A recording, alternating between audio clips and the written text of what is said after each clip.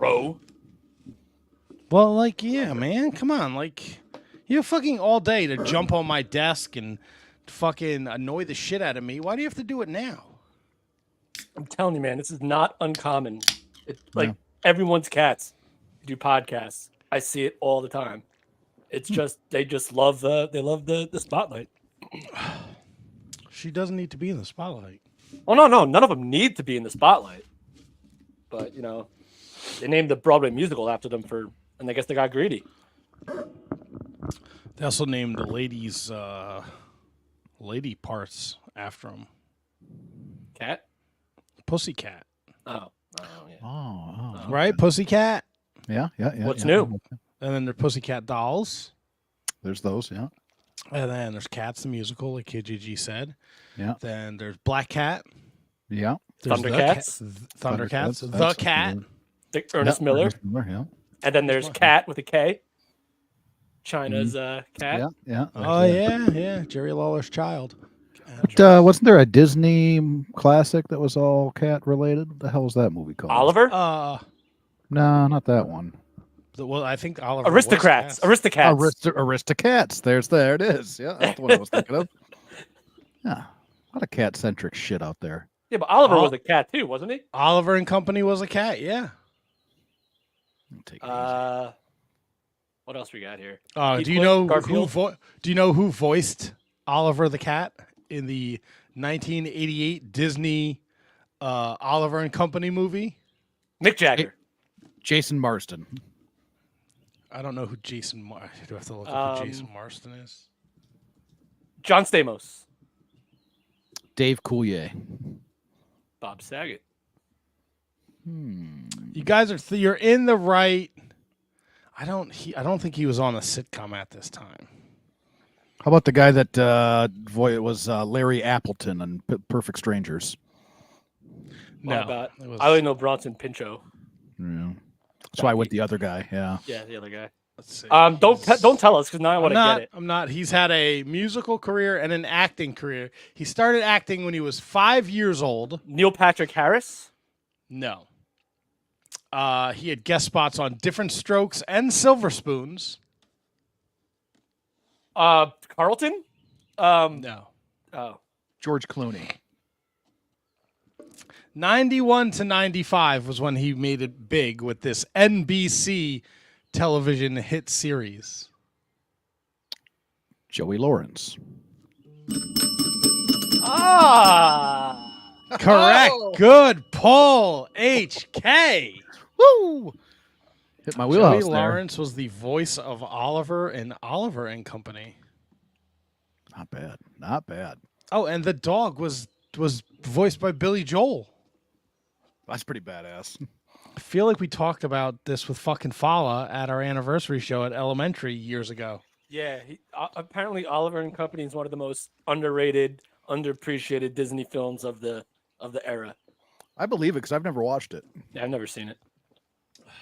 It's got a 62% on Rotten Tomatoes. Rotten Tomatoes doesn't mean shit. Google says 92% of the users like this movie. See, there's a big difference there. The soundtrack features music from Huey Lewis and the News and Billy Joel. Okay. I'm in. Bette Midler. All right. It's Disney. Yeah. Fucking Al Day, my first ever theater movie. Oh, was Oliver. Mine was a Disney vehicle as well. Mine was Snow White, I believe. The re-release, obviously. The anniversary. Well, yeah. I mean, come on, you're not Tony. Yeah. What was my first movie? Either Snow White or Bambi. They were both there. Oh, Who Framed Roger Rabbit was my first movie in the theater. Saw that in the theater too. Pretty Look good. at that. Pretty good one. Look at us. Well, no Tony tonight. He is what stupid thing did he say last week? He was pounding the assignment? pavement. He's working. He's out in Newark. Just putting in the time. Just putting in the time. The fuck you coming at me like that? I have to defend my boyfriend. He's not here to defend himself. Yeah, I got to defend my boyfriend. I came to the conclusion listening to the Year of Pod last week Yeah. that you guys are the same person. You're just younger than him. We're not the same person. You are. You fucking watch wrestling, even the stuff from back in the day. Because That's not true at all. Because you complain about Jesse Ventura not wearing a suit, which is something Tony fucking would probably should look complain respectable. about. The fucking rules. The rules stick your matter. rules in your asshole. Okay, go fuck yourself. Rules are important. You're both the same person. We're not the same person. You What else are. You came up with 2 things Yes. Well, I mean, that if are you- obvious people should care about. I got you. I will jot down more things as the night progresses. We'll see if you can pick up the Tony slack here. We'll see how many I'll try. Tony mannerisms you have. I'll try.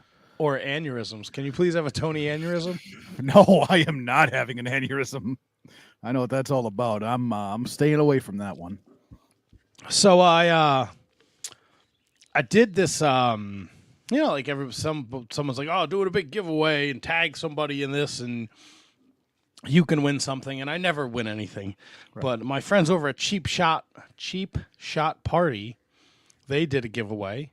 Okay. And I actually fucking won. Look at you fucking And Cheap Shot Party, they make koozies? these awesome koozies. It's Owen. Yes. So he sent me every single koozie they've ever made. Wow. It's a pretty big koozie hole. Yeah, so I have a zillion koozies now, and they're all wrestling related, and this is Owen Hart, and it says savor every drink you love with the ones you love. Okay, say So that I in a will- promo somewhere? Or?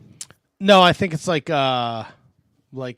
because he passed early Okay. to savor the time you get to spend with people you love. I want to go back to something you said, though. You said you never win. Didn't you recently win a Tots Pod giveaway? Oh, look at this guy. I did. Yeah, and he also won. Granted, he had to pay into it. He also won a full collection of green card Hasbros.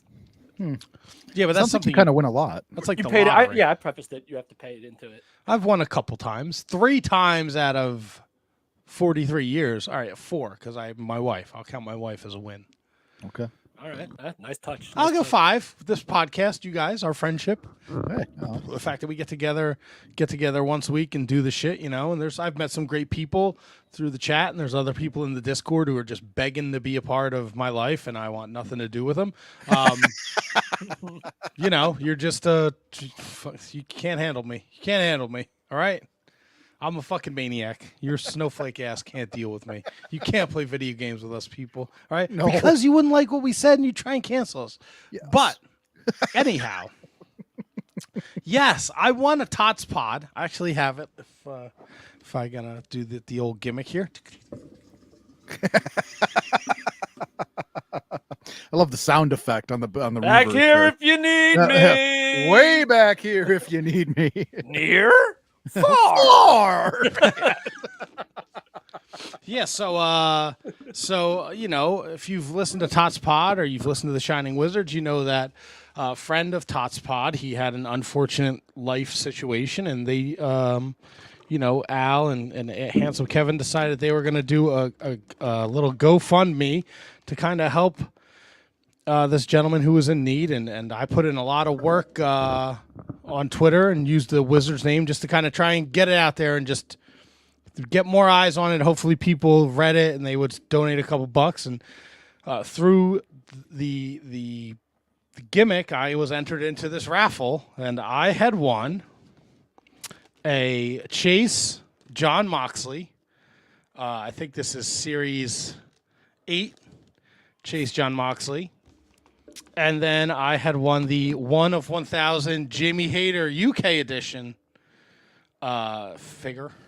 And then they threw in this autographed Daniel Bryan Just Say Yes DVD set. Nice.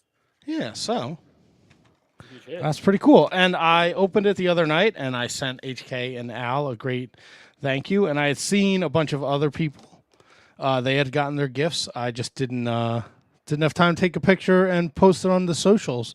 But thank you, Tots Pod. I'm excited to listen to the new episode because apparently Al defends Double T on something. Oh, god damn. Who fucking ratted? Was it Tony? It's in the show description, buddy. Fuck. Oh, that's right. Yeah, well, you guys can hang out with the nasty boys.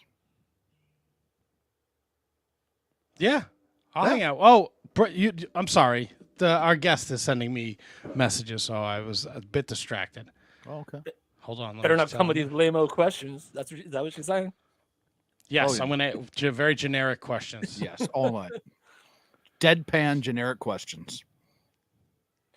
Remember the Beatles? Remember when you were with the Beatles? When did You remember that? It was awesome. Yeah. Yeah. Said Paul is dead. You remember that? when you said at the end where you said the love that you take is equal to the love of that you make. Is that true? Yeah. So we're gonna have a lot of fun tonight. We have Ruby Raze joining us tonight. We have Kate's Corner. We have Backlash to talk about. AEW to talk about. Impact had a show this week. I did a podcast on New Japan yesterday. I don't know if you guys have any questions about what the happenings. You got it all out of your system? You know what?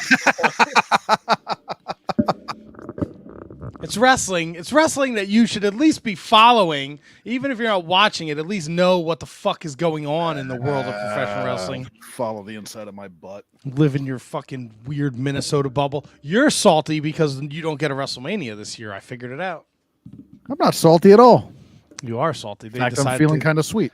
They're going to that fucking the shithole Las Vegas. Yeah. How you like that? Yeah, they'll be here sooner or later.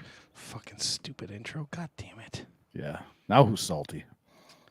I am, because I Yep. don't like when get small, thank you. Get small, thank you. I don't like when Tony's not here. Because he usually does this shit. Right. At least I have it all saved to my desktop tonight. So I don't have to look through files while I have everything else running on my computer box here.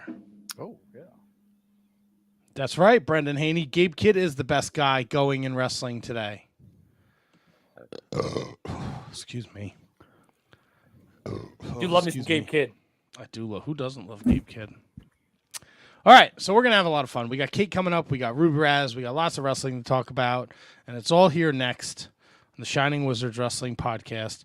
What is this? Episode 688. Hot diggity diggity dog. Oh, yeah. On the road to 700. Oh, no!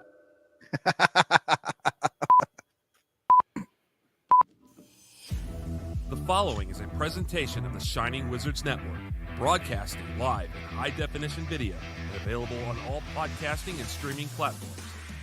Follow us on social media at Wizards Podcast. Check out our merchandise at merch.shiningwizards.com. Do your Amazon shopping at amazon.shiningwizards.com. And become a Patreon supporter at patreon.com/wizardspodcast. And now, it's time for the Shining Wizards.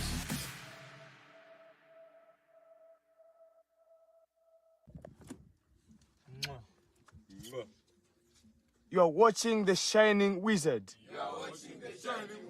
Wrestling Podcast. Mwah.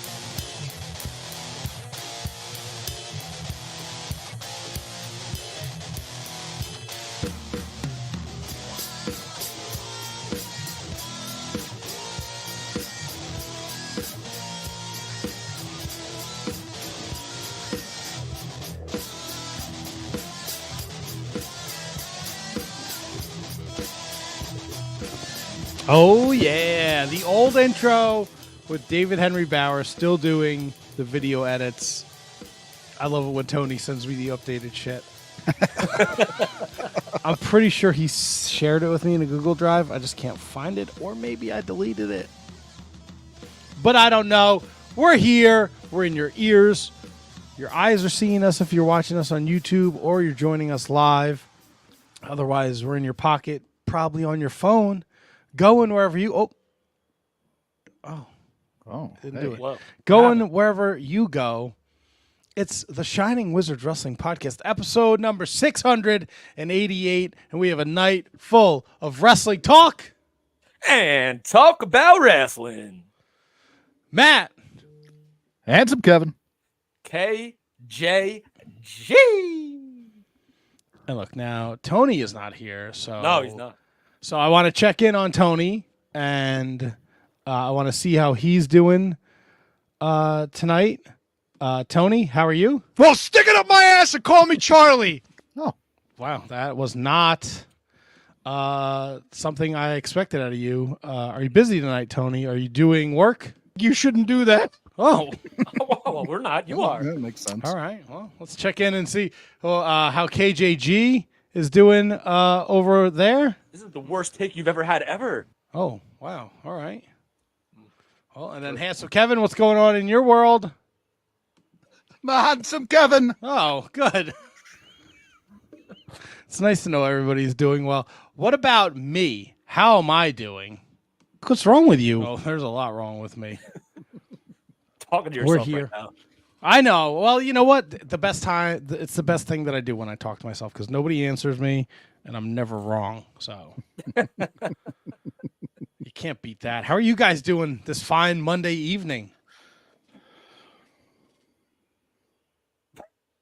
Not all at once, guys. Please, Well, please. we don't know which one's going to answer, so we both lay out. I usually defer, right? I usually go, okay, JG, you go right ahead. How are you, Hey, buddy? man, I'm good, man. Just hanging out. Nothing. I literally had the most boring weekend I think I've had on 40 years on this earth. Literally sat home, watched sports, and watched TV the entire weekend. Cleaned the bird feeder. And Wow, nice. That's right. I got a bird feeder. Me too. Does let me ask you a question about said bird feeder. Okay. Does this bird feeder sit in the backyard or is it one of the ones where it's like up against the window? It's a window vehicle. Do you have any pets? No pets. I consider the birds that we have two birds that we've taken in under our own, as our own. Two cardinals. Male and a You female. can't say pussy. Oh, No. all right. So they visit, or you've like don't let them in the house. No. I don't plan on doing that. No. Okay, let 'em because in the birds house. are gross. Yeah. Let 'em in the I know house. the bird. I have to clean the bird feeder at least like once every few days. It's nasty, gnarly. Something you may not know about me: horrified of birds. Sounds about right. If there was a bird carrying cotton candy, I might have a heart attack and die. You are some kind of cat, aren't you? Man, wait, you ever been stuck in a restaurant with a bird? It's fucking awful. You got to get it out too. Horrifying. So like all birds, like fowl, like chickens, ducks, geese. Yeah, man. You never been attacked by geese? It's I've been attacked by horrifying. a turkey. Yeah, see, I've never encountered. I would fucking super kick a turkey right in his face. Yeah. I'm not below kicking an animal. If I am just minding my P's and Q's and an animal came running up on me, a wild animal, I would fucking kick it. Oh, you have to if it's a wild guy. No fucking turkey running up on me. What are you thinking about over there, fucking handsome Kevin? What the fuck? What fuck's coming at me scenario with in this? scenario in your life is it okay for you to pet the fox instead of kicking it? Well, I mean, I'm not searching out, or like if an animal comes at me, I'm gonna try not to fight it. All right, I like animals. I'm a fan. So I'm not looking to super kick a fucking turkey. All right, if a turkey comes at me, I'm gonna try and go away from the turkey. All right, we Yeah, but what both if need the to turkey just runs live faster our than lives you? separately. I'm guessing that the turkey doesn't. It might though. I don't know, man. You got them short legs, I do got short, but they move quick. tiny strides. No, Yeah, they're but very you ever fast, see a very turkey? fast. They don't fly, but they glide, like they air glide, or like they go Yeah, up they and they kinda can do. cover like Ah. 6 feet in like a single leap. Pretty quick. Like they in got- they got Fortnite, talents, too. when you get in the goo and then you can shoot across the screen like that. Yeah, well, you get in the goo a lot, but I think they got the talents is what we worry about, not the goo. Well, the goo helps them fly, and then they get you with the You're talons. fucking covered in goo. I think it's just the talents that we worry about. I worry about the whole kit and caboodle. You can worry about the talons. Oh, it's just the talons, man. You've been to New Jersey. There's no reason for a wild turkey to just be fucking hanging out on the street. But they do. Street turkeys. Yeah, so there's something wrong with them. They got to be put down, and I'll be the man to do it. If they come at me, I'm not going out there waffle stomping. I'm not waffle stomping turkeys here. Now, I don't get in my car and go, I'm going to waffle stomp me some turkeys today. No. But if I'm in the backyard minding my P's and Q's and a wild turkey runs up on me, I got my earbuds and I'm listening to Tots Pod or Inconclusive Breakdown podcast, and a wild turkey runs up on me, scares me, I'll fucking kick it. Hiya! I think you need to hiya. Definitely a hiya. You throw the hiya with the kick. It makes it more, you feel better about it. Wouldn't you feel better if maybe you just like you hugged the turkey, right? You disarmed the turkey. First of all, who's hugging a turkey? You're hugging a turkey. It's tightening the F out of your ear. Well, see, I'm thinking like because in my head, if it comes up at me, it's attacking me, right? It's getting a hold of me. I'm just gonna try and grab it and calm it down. Right? I'm not looking for a fight. I'm looking for a peaceful resolution. This isn't a child with a learning disability. You can't calm him down. It's a wild animal. I know it's a wild animal, man, but maybe they don't know hugs. Turkeys don't know hugs. Maybe it's because you've never given them the opportunity. Start hugging turkey. Oh yeah, yeah. All right, it's good. Good luck with that campaign. Yeah, maybe it's turkey a new hugging one. campaign. Working on it. Yeah, it's coming right after Vote for Me, you piece like of the shit. Gary V of like animal. Vote for me, you piece of shit. Yeah, it's a callback from a Rusey thing we did a while back. Oh. Alan Day says Molly lives with a real turkey. Brendan says kick it and cook it. That seems like good for me. You hate Thanksgiving too, right? So you don't eat turkey, or you hate turkey. I don't eat turkey. See? Oh, there we go. Of course he's gonna try to hug the turkey. He'll eat a fucking vegetable platter, but he won't fucking eat a turkey. I fucking love a veggie platter. Yeah, you ever stuff a bunch of carrots and celery in a fucking turkey? It's delightful. No, I have not done that. I'll tell you what, though, HK, if I'm out there in the backyard listening to podcasts and a fucking veggie platter comes up on me, I ain't hugging no veggie platter. I'm super kicking that veggie platter. You're not super kicking the veggie. Hi-ya! Have you ever seen a wild veggie platter? I have. You know what? That's a great question. Garden, right? Kind of a wild veggie platter. Insane, man. They're out there. They're out there. I got one. Try to hug a wild veggie platter. See what happens to you. That is a good question. Like, what animal would you not try and just calm down, right? Just try and find the peaceful result. Well, you fucking double T. You just resort to your violence first. Violence is your button A. That's your first button. It's your right click. Look, I've never had to fight an animal. Right. But I will. And I think I put that vibe off into nature when I go out in there. Okay. So it knows. We could talk this nonsense all day, but Kate is waiting patiently. Kate's Corner every first Monday of the month. So let's bring in Kate. Please don't put up the fisting hands for Handjob Kyle. Are you sure? But yes, I'm 100% positive. Hello, Kate. Hello, sir. How are you? Sir, look at me. I'm very regal today. I mean, you said you would fight pretty much any animal in the wild, so respect. Yes, wild animals. I'm not like, but I love a zoo. I'll go to a zoo and I'll look at the animals. I don't try and fight the peacock. What about like marine life? Oh, like a dolphin or a shark? You gonna take on a dolphin or a shark? If I have to. Okay. If it's me or the dolphin, I'll punch a dolphin right in its fucking suck hole on its head. Hiya! Okay. I just, Doesn't matter that I'm a Dolphins by fan. land or by sea, I was curious. Yeah. And you know what? They're very Vince McMahon-y, those dolphins. So I ain't gonna let no fucking dolphin rape me while I'm trying to enjoy the nice, cool ocean water. Get out of here. I'll punch a dolphin right in its fucking dumb porpoisey face.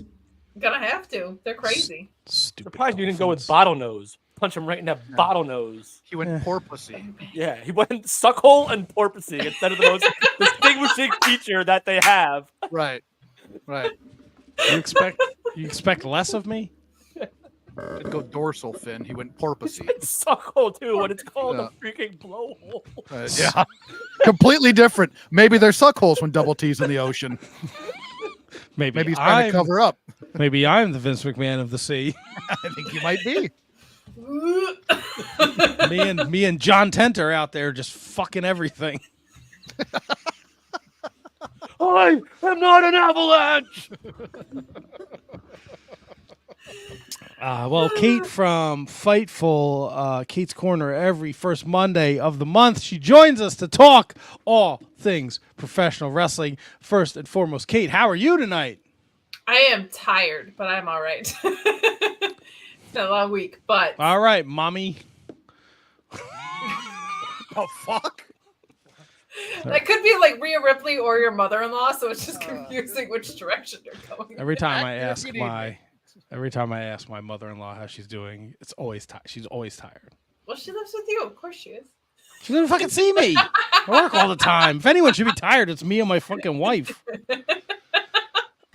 Sorry. And there will be at least 2 people that listen to this that get that joke, and they will tell me the next time we were at the bar that they laughed at it. Or they won't. Fuck me. I don't know. Oh, good for them. I know I had warned you that there might be an HBTT sighting, but Tony's not here tonight, so I feel like Tony hate me? Tony's never here when I'm here, I feel like. Kate, consider yourself lucky, okay? Do we have heat? Me and Tony have heat. Oh, he's got heat for you, all right, but it doesn't have anything to do with anything bad. Well, depends who you ask. That's true, I guess. It's bad for you, but he loves talking about your... Well, Never I mean, take it easy now. It's not just Kate's. It's everyone's. Yeah, but we don't, Kate is like she's an important figure in the wrestling community. She has a great online following. People are tuned in to watch her tonight because they're like, oh, if Kate's on your show, you guys must be great. And I'm like, maybe you should listen to a couple more shows before you jump in. Burying yourself to somebody that was in my replies to be like, I want to hear what Kate has to say. And you being like, I don't know if you want to see the rest of our show, but you should listen to our show. Yeah, check it out. Just, don't... Kate's like positive and she's got like all these like salient points and she's like well thought out. And then I'm like, this fucking cocksucker, I'm bringing back cocksucker. And HK's like, back here if you need me. Super turkey.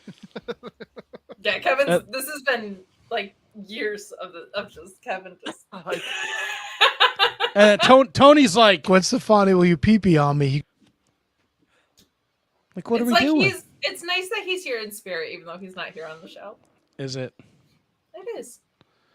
So, Kate, long weekend. Backlash in France, though. I Seconds, bet I'm you like actually them 1 talking o'clock about in the afternoon pay-per-views. I did very much appreciate being done with the post show by dinner time. That absolutely ruled. Show was pretty good considering there was like no builder card to it. Like the in-ring delivered, but it was very weak from a story perspective. I felt like, other than the fact that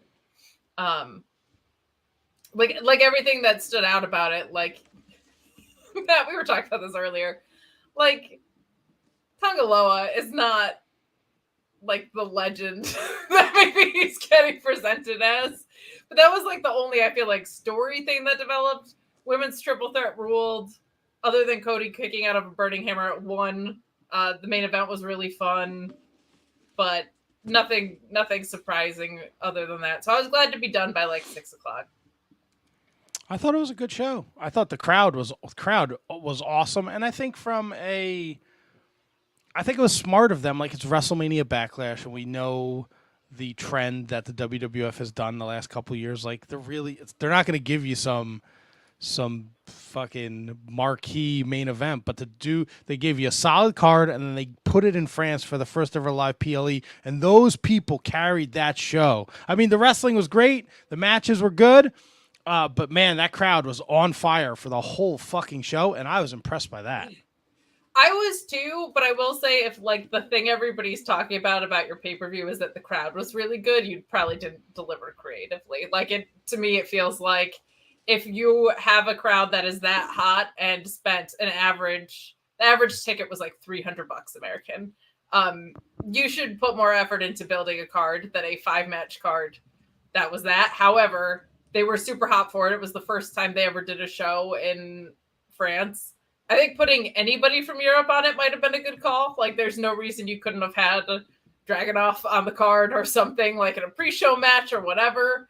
But the in-ring was a blast. The stories were mid, but it was, of course it's gonna be too, because we have like the now newly drafted rosters, right? That are and we do fight. have, we're coming off Mania, less than a month from Mania, Saudis in 2 weeks. Sure. So these stories, this is kind of like that lull period, and to give us a card as good as they did, and they did attempt to do some storytelling. You mentioned the women's match, the triple threat, a lot of back and forth between all three of them, which I thought was great. The Styles, Cody's confrontations were great, and to your point about Tangaloa, they have to put him over as a bigger star than he is.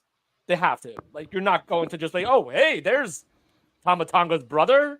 Like, yes. So I get it. I'm gonna give him a pass on this, and because if this was in the States, like, I don't know if it'd be as well received as it was outside. Certainly not. No way. But to me, like you said, the in-ring over-delivered, and I think they sufficed enough with the story to get us to the in-ring that totally blew us all away. Yeah, I think when you look at Backlash in Puerto Rico versus this, that's my only thing. Like, when you look at what that card gave you as Backlash and how many moments that had on it versus this, which was just a strong card in France, one felt like, and let's not forget how incredible that crowd was too, right, in Puerto Rico for similar reasons. They could have done a better job. Like, there wasn't anything wrong with the pay-per-view. They could have done a whole lot more right, I think. Like, when you compare the Bad Bunny stuff, Zelina getting her moment, the Carlito return, like all the things that got loaded up for that, which should have been, it's the same show. It's the same thing right after WrestleMania. So I don't think they did anything wrong. I think there was just like a whole lot more that they could have done. But yeah, it was a solid pay-per-view. Like if the in-ring outside of the women's tag match, which turned into a mess in the middle, but the rest of it was very, very good. Very, very good. And I thought they, the stuff with, I know people aren't high on Tangaloa, but, in the long run, it's going to mean a lot when he's standing across the ring from Roman or standing next to The Rock, whatever direction they decide to go. They furthered that story. They did a lot of little stuff. Paul Heyman trying to, like, protect Kevin Owens, and he's like, yes. Bro, fuck it, you better stand up and put your finger in the air. So now I don't watch a ton of WWE product, but I did notice, and maybe this is me just being a wrestling nerd, they started, Corey Graves' reference to the referee was, and they gave Jessica Carr a shout out before the main event. And I know for a long time, Vince McMahon did not want them to say who the referees were. And I just thought that was cool because growing up, you always knew, for the most part, who was refereeing Joey Morella, Dave Hebner, so forth, Charles Robinson, so forth and so on. So I thought that was a nice little throwback there when they were mentioning who the referees were. And they've done that over the last few weeks. They've mentioned Eddie. They've mentioned some of the guys and girls. So yeah, it's a great new addition to the new era, if you will, Kate. And she was the first woman to officiate a main event at a pay-per-view, I think, too. So that one was definitely pointed, but they have been doing a better job of breaking outside of the ecosystem of WWE. Like, Punk quipped about it on the pre-show, right? Like, you're allowed to say New Japan on the show now, like joking around with it. The portrayal of Tangaloa being Okada level was comical to people who I missed that. How did I miss that? Remotely like aware of the New Japan product, but that he doesn't have to do a lot, to your point, right? Like, he just needs to service the role that he's in and he'll be good at it. I think everybody was probably expecting Jacob Fatu because he's been signed for a little bit now, but and that also stilts the numbers game if Fatu is on that side, or I guess either side, because you assume Roman and the Usos will rejoin. So if you have 4 on one side and 3 on the other, who's popping up to save the day? Probably Cody, maybe Sami Zayn. Sammy was part I of would the love for it family. to be Sammy, but the idea of Cody not saving the day in some way just feels like not the product they're on. But Sammy has the IC title, right? I think he'll probably lose it to Gable sooner than later. But by War Games time, by Survivor Series time, I think you'll see all of that start to shape up, or you'll see The Rock on that side too. Could be. Look, they further, the Judgment Day, Damian Priest getting pissed off at the end for McDonough and Fergal to come out and then telling them to shut up and pose with him at the end. Like there was I think I think we need to temper our expectations with some of these pay-per-views. They're not all going to be WrestleMania level. I think this was fit perfectly in what they're trying to do. You can't give away, a big main event just because you're in fucking France, right? This Cody AJ thing, the whole card I thought flowed really well. Yes, the women's tag match was a little slop donkey at the beginning, but they got it together. And it was cool, and they kind of put over Jade as a superstar. She debuts at the Rumble. She wins at WrestleMania. Now she's got a title. She's only been there for a couple months. Like, they're really putting the cart behind her, so I can't be mad. The Jey Uso entrance was awesome. Sure. I don't know, again, like what they did in Puerto Rico versus what they did for the first time ever in France just feels lopsided to me. Again, no complaints about what they did, just more what they didn't do. And I feel like I don't mind predictable when predictable is good. And I think this card was predictable and good, but to have an entire card that's predictable is pretty weak to me. I don't know. Yeah, but it's not the first time WWE's put on a show where every wizard has gone 5-0. And to your point, Kate, when you say like predictable and good, like what would you change in this card specifically to not be predictable and still be good? You know what I mean? Like what would you have changed in this scenario? Well, so I probably wouldn't have done I wouldn't have the draft go into effect immediately after a pay-per-view. I just think that's poor timing because I don't know if there's a way to get around that. And you also have a new slate of champions almost entirely. So you're not going to have anybody really lose in their first defense. So I don't know if there's anything you could have done that I can think of with the card that was given. I think it might have been cool to have had something with Imperium on there, or man, they really got to find something for LA Knight because he's still getting white hot reactions like he did on that SmackDown. You could have had just, I guess, more than 5 matches would have been helpful. No, that was perfect amount of time. Nice, easy pay-per-view to watch. I'm my 6. That I'm not complaining about. No complaints. And they did have SmackDown in the same building the night before, so they got their new Catch Republic. They got some people on that show too, which was a perfect build-up. So if you're going to both shows, which I could pretty much imagine most of the people there are going to $300 a ticket for just the pay-per-view? I don't know. Like, I would want to be seeing New Catch Republic on the show then.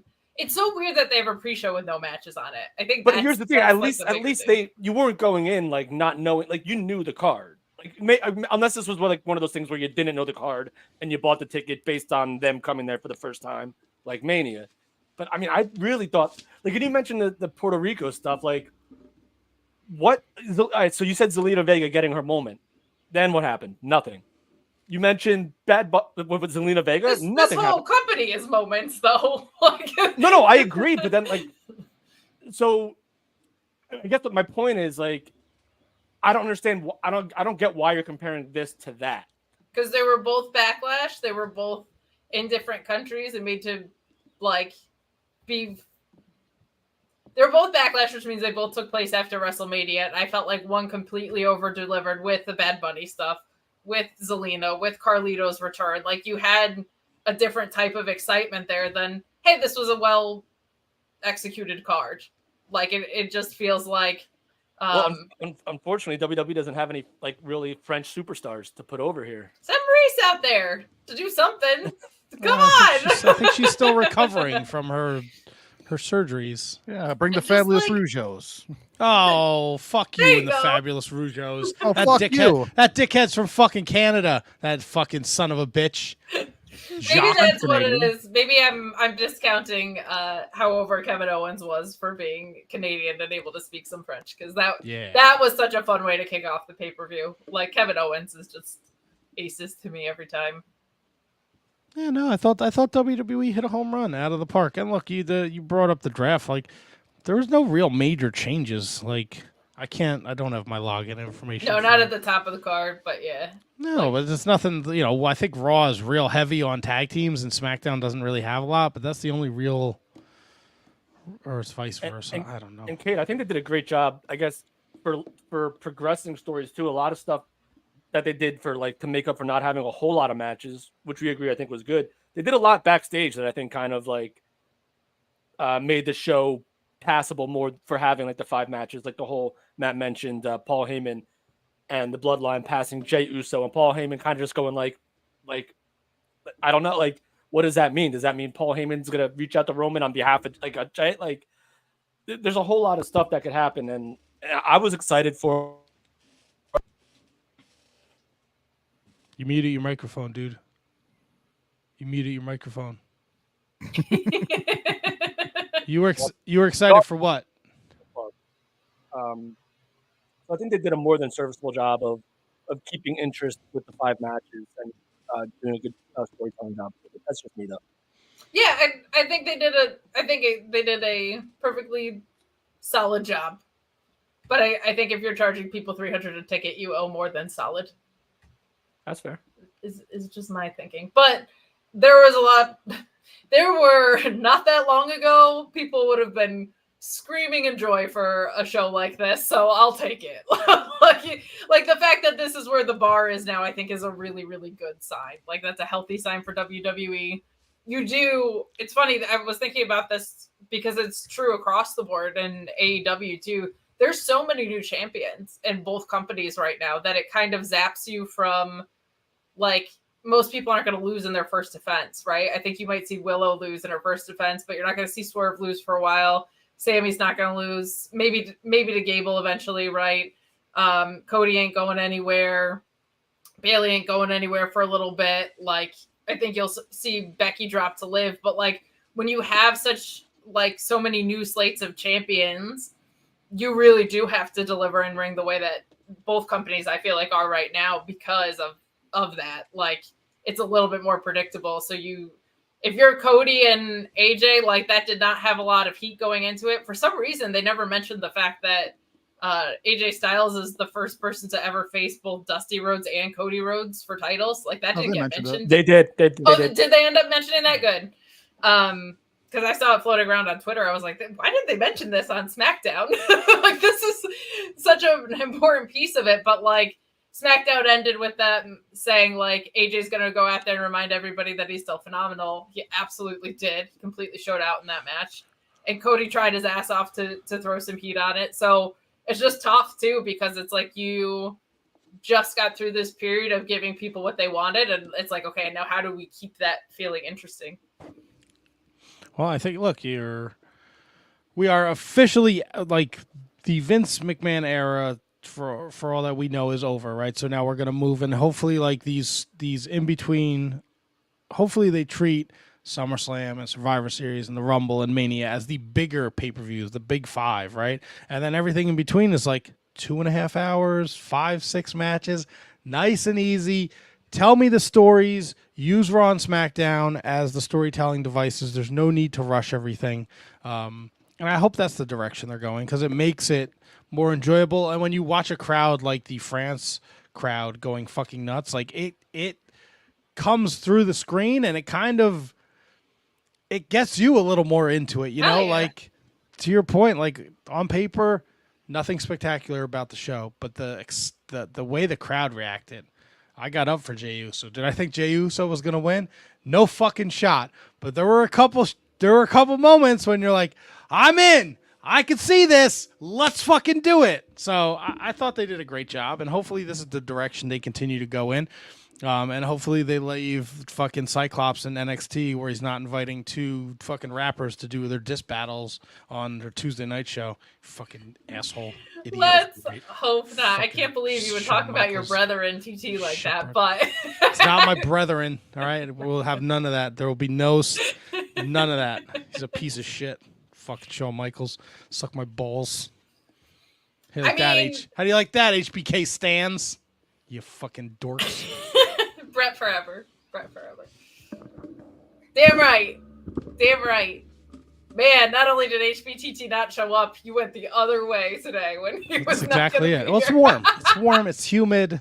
It is. You know, I got the chain on the light is broken, so I don't want to turn the light on. to turn the fan on because then it looks like I have a weird halo over my head. So You are I just no gotta- angel, sir. We can't. No, allow I'm that. no angel. Kate, this has been fantastic. We love when you join us. Hell yeah. Follow Kate at Miss Kate Fabe on the Twitter machine. She's doing the Mark Order podcast. She's doing Fightful bonus shows. She's doing Sour Graps. She's doing Excite Wrestling commentary. She's on YouTube. Your thing says be kind to animals, so maybe you didn't enjoy but I will kick a fox right in the face. I'm not even No, see, gonna pretend.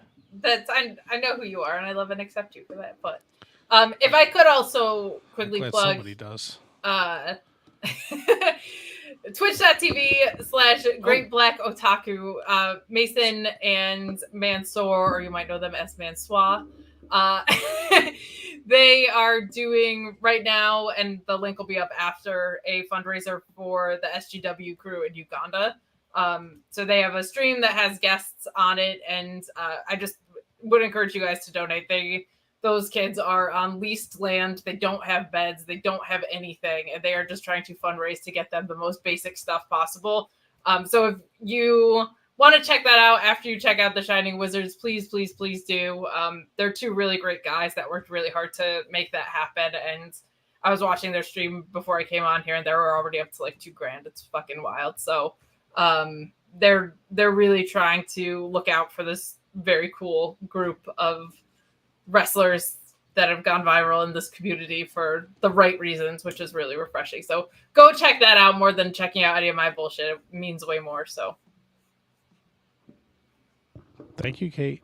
thank you, There you fellas. go. Appreciate You're it. very welcome. Enjoy this week. Hopefully you're not inundated with wrestling and you can kick back, watch a documentary about people that died in a earthquake. What is everyone that I'm on streams with or care about in wrestling? Sean's looking up like murder videos. You guys are all weird. You're all weird. I'm at it. I want to know that. I like the site. I want to get inside some. I like the murder docs. It's concerning. It's concerning. It's not concerning. There goes Kate.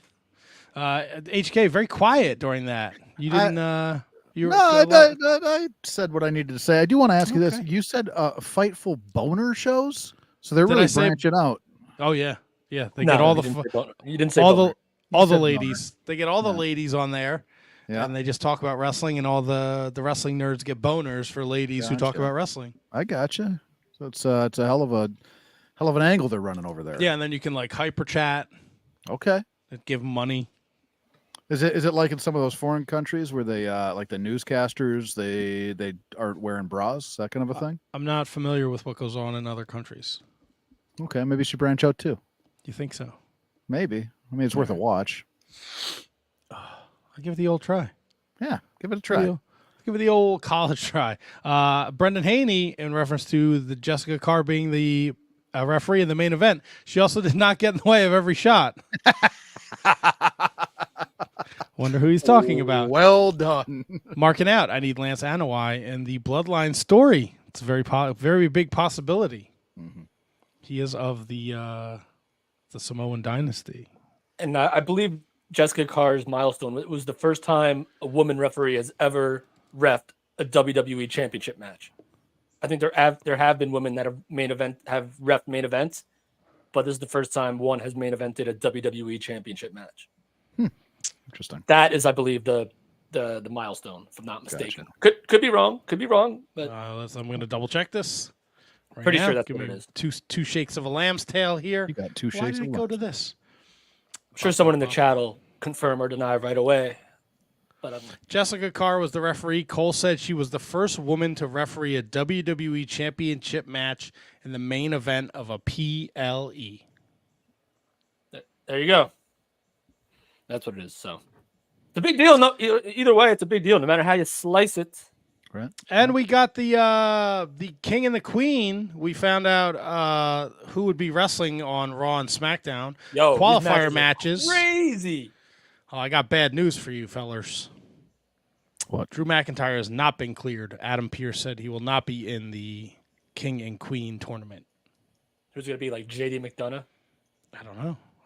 JD McDonough does not replace Drew McIntyre. Come on now. Who's gonna fight? Is a big Bronson Reed? Does he already have a match? He probably let me does. see. Oh, I bet you. I don't know why I'm looking on fucking Wrestling Observer when I know Brundo put him in the notes. I got him right here. Hold on, let's see. Silly me. Silly me. Oh, Brunson Reed is not in a match tonight, so I wouldn't be shocked if it's Big Bruns because they were doing this weird. Other than Gunther, Sheamus, they were doing babyface, heel. Drew McIntyre versus Finn, Kofi Kingston versus Ray, and Ricochet. We don't know what Dragunov is yet. You're assuming he's a babyface for now. He's a badass is what he is. So I would imagine if it's not Brunson. Looks like Scott George got the info here. He says Jay's replacing him against Finn. All right, that worked for me. That'll be a great match. So from the men's field, who are we liking here? We got not McIntyre, Jay against Finn, Kofi, Ray, Gunther, Sheamus, Ricochet, Dragunov. Are we talking about the whole thing or just tonight? No, the whole thing, the whole kit and caboodle. Oh, it's Gunther. I want it to be Gunther. What do you think it's gonna be? Ricochet?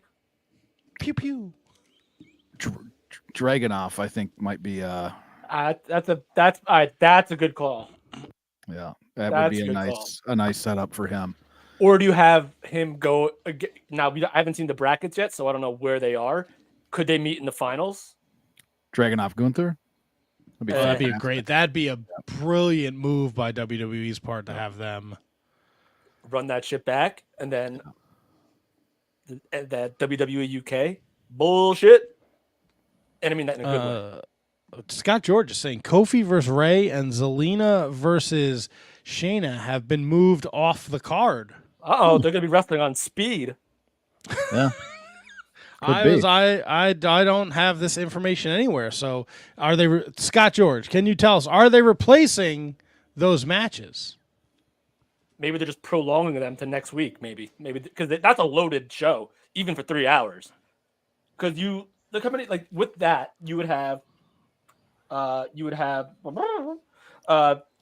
Jay, Finn, Kofi, Ray, Gunther, Sheamus, Ricochet, Dragunov, and then with the women you'd have Zoe, Ivy, Shayna, Zelina, Asuka, Lyra, and Io Sky versus Natalya. Even for 3 hours, that's a long show. They got to be dicing them up between the 2 weeks. There's going to be matches on SmackDown too, but you can't do that now because the rosters are locked as of today. Right.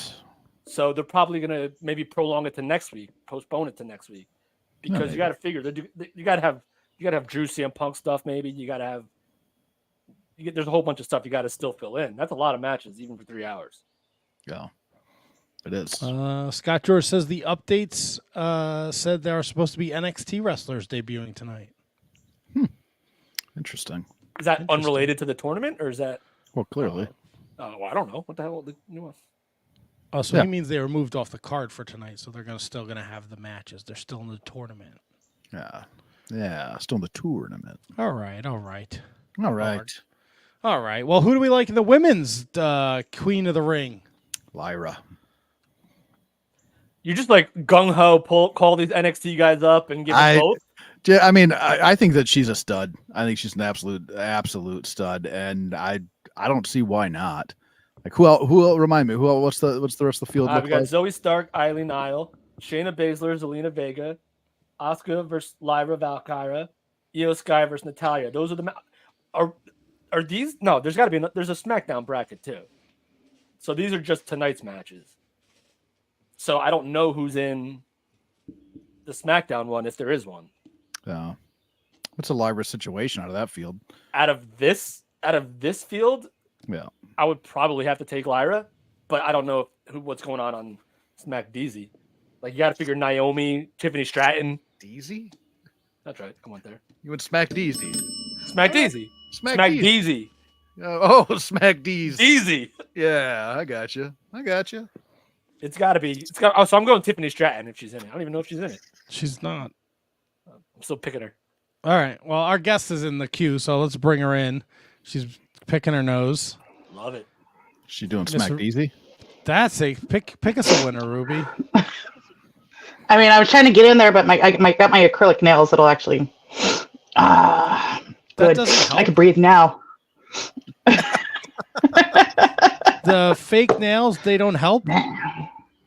No, they help. That you get. It's like a scoop. You just and then.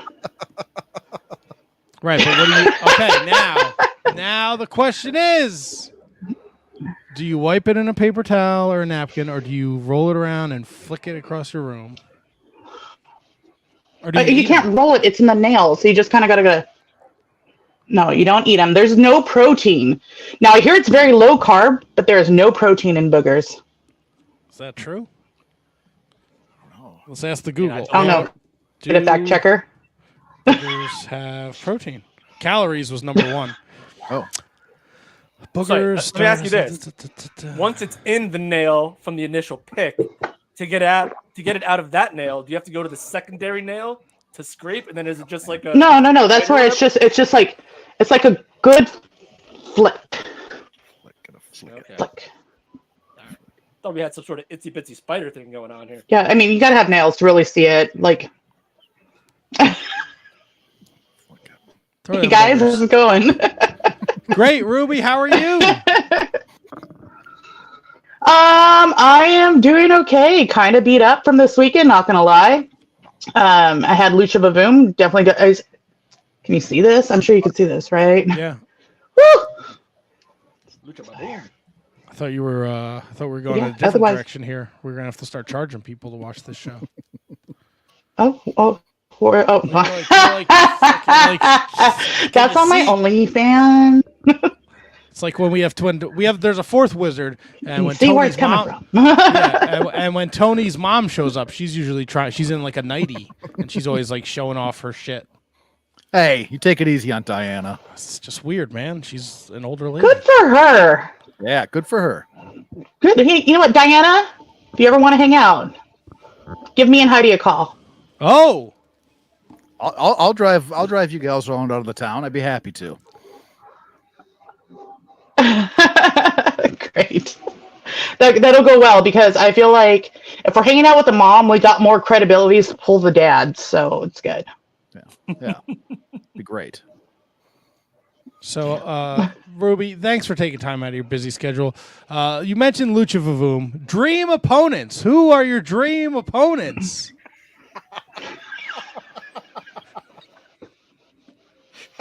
Where did you train? How did you get into wrestling? What is your first wrestling memory when you were a young lady? Getting them all out at once. Did you guys ever watch wrestling when you were kids? Did you ever wrestle your pillows? Do not make me exit this chat. Wait, okay, now we're going back to the OnlyFans. Let's like we're not wrestling. Come on. Look, let me ask you a question because I'm looking at your Twitter at Razor Pops. What's a solo.to? Why not LinkedIn? LinkedIn, like the professional networking. Linktree. No, I'm an idiot. By the way, I don't know if we addressed this. Linktree. Why not Linktree?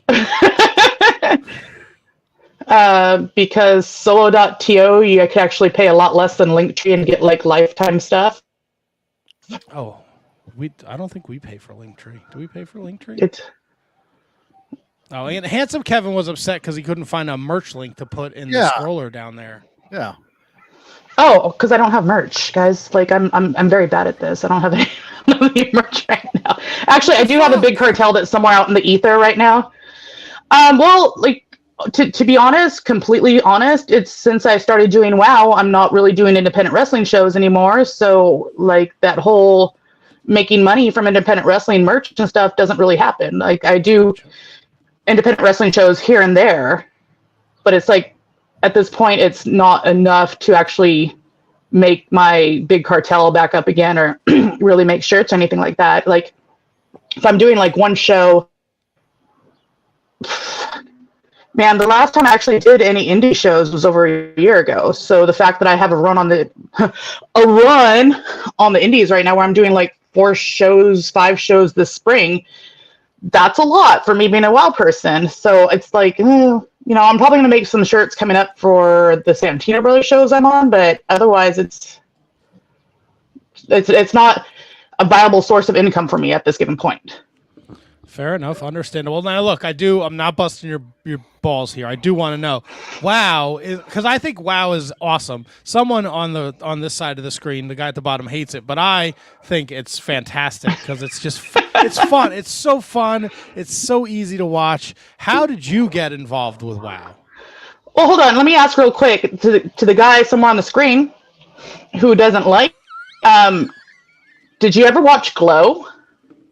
Yeah. Yep. Did you not like Glow?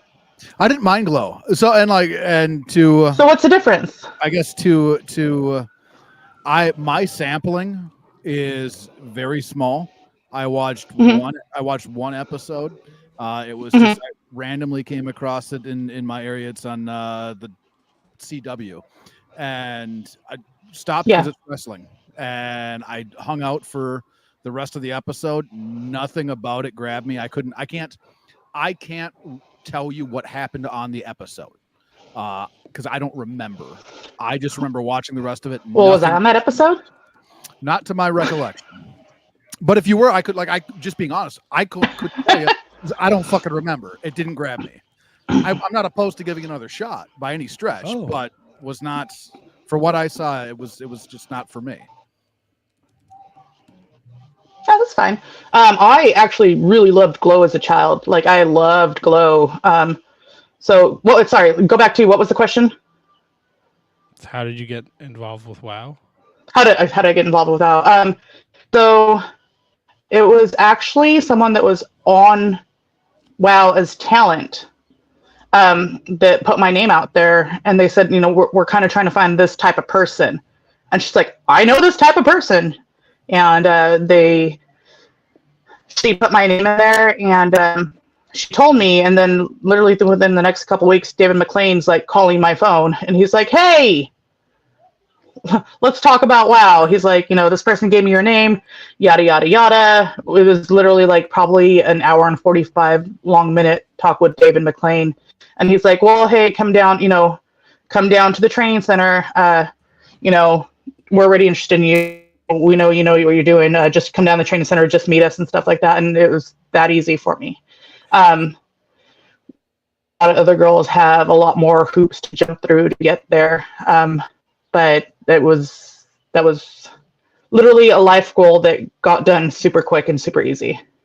So was this more of, I don't want to disparate, was this more of an audition, or was this more of going to did this come across more wrestling tryout-ish or audition for a show type thing? Neither. After we had a discussion, it was already determined that I'm going to go do this. And it's just now come down to the training center, meet us, and see what we're about. That's interesting. Fortunately, when this happened, it was 2019. So I already had been in wrestling for, don't make me math. I can't math. Since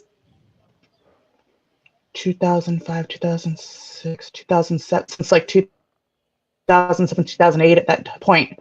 So I already had a time in wrestling behind me, and I already had a bunch of footage and stuff like that. It's one of the first things they'll look up is if you're a wrestler, they'll look to see your footage. Are you vaping, sir? You talking to me? She ain't talking to me. Oh, yeah. Or me. Yeah. Yes, I am, ma'am. Man. Cochino. Cochino. Okay. Google Translate? Sorry. What's a cochino? Cochino. Wait, what's a cochino? I think I know. Do you not? I mean, you know me and how you're Las Cochinas. Yeah. Right, but what's so cochino? It's basically a dirty boy. Oh, you dirty boy. So you guys are dirty boys? Oh no, we're cochinas. Ah, dirty girls. Dirty girls. Yeah. All right, I my man. I know. I only is that the Coyotes? You got the Coyotes back today? Who? Oh no! Thank God. Actually, I'm not even at my home right now. I'm down in San Diego. Sure, you guys know B-Boy, professional wrestler B-Boy. I'm down at his pad right now and hanging out. Oh, nice! I'm pretty sure B-Boy has a Shining Wizards T-shirt that we sent to him many years ago. Yeah, I mean, I should hope so. His big finisher was for such a long time, so. Now, let me ask you this, because we had this conversation at the beginning of the show. Would you kick a wild animal in the face? I heard you guys talking about that. You're going to punch someone. You're going to punch a dolphin in the suck hole. I will punch a dolphin in the suck hole if it tries to rape me in the ocean, yes. No, just let That's it go. fair. That's fair. So, But like, look. so wait, you would I punch a wild animal? Yeah, you shared that video of coyotes outside of your home. Like, if you were outside putting out the garbage and a coyote ran up on you, you would kick it and try and get it away from you, right? You're not gonna be like, Oh, I am punting that thing so far and so long. With everything I have in my I will be Quadzilla that day and punt that coyote.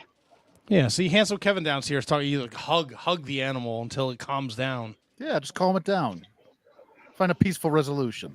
You gonna hug a coyote? Let's If try. there's anything I know about coyotes, number one, I could just set up a little box with a little stick, and they'll go grab one under the stick and get trapped. But if you're just running at me full donkey, like you're getting punted. Like I don't care where you're getting punted, and that coyote is about to fly. So I like to hear running at you full donkey. I don't think I've ever heard anyone say that before. Wait. Though. What if it's running at you full donkey, right? You're already in fight position. Why not just open up your arms and embrace? Wait, sorry. If it's running at me full what? If it's running at you full donkey, right, and you're in fighting position, let's just change the tune. Open up the arms, embrace. Maybe it's running for a hug, and you're gonna fucking kick it in the head.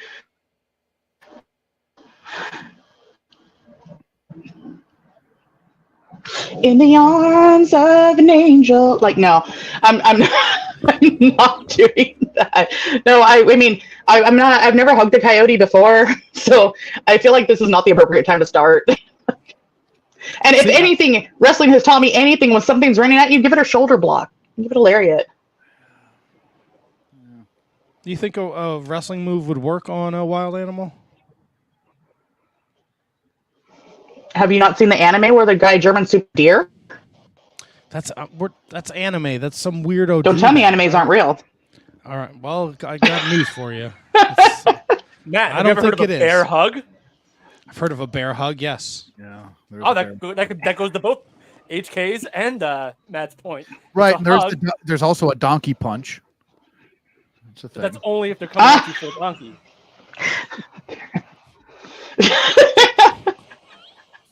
I could definitely see like if the coyotes run at me, give it a quick little bypass, hook around its hind leg, just get a high German. Done. Problem solved. I look forward to this CCTV cam footage being released of you high Germaning a coyote in your driveway. Oh God, PETA's gonna come after me. It's cool. No, PETA's not going to come after you. It's not a dog or a cat. It's a fucking coyote. It would eat your face if it had the opportunity. You German that motherfucker. No. Yes. What is it? Yeah, exactly. Like, and actually, so go ahead.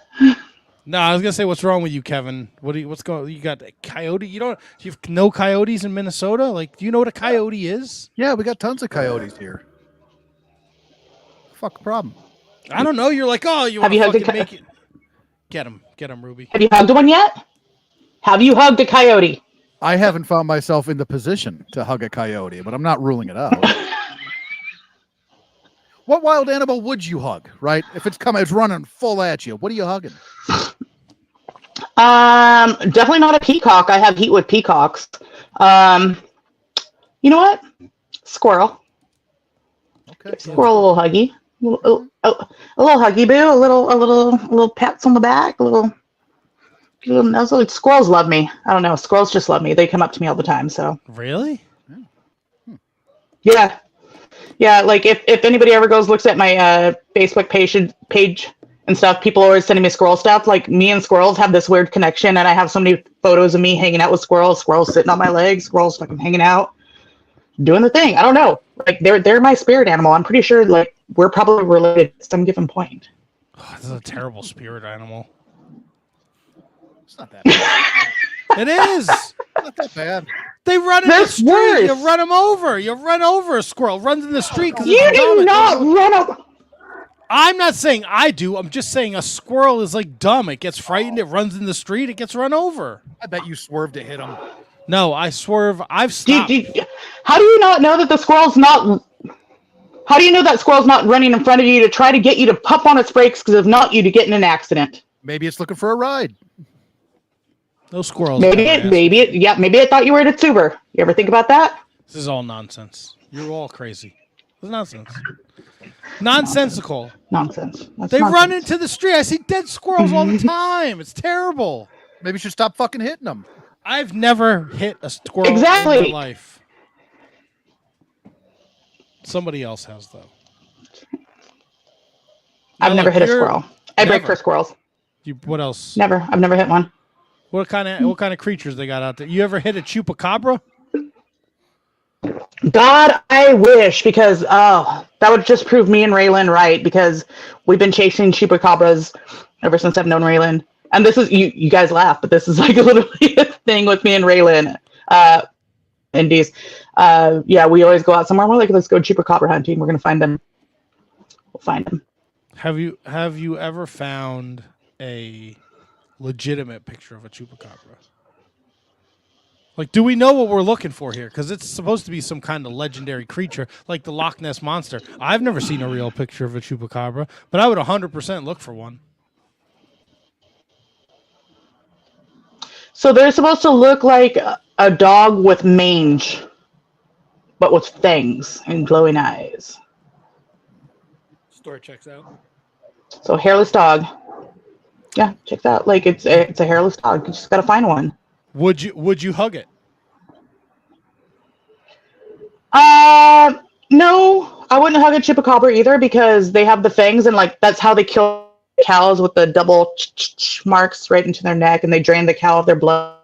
So let me do that. But Gangrel also has fangs. I've given him a hug.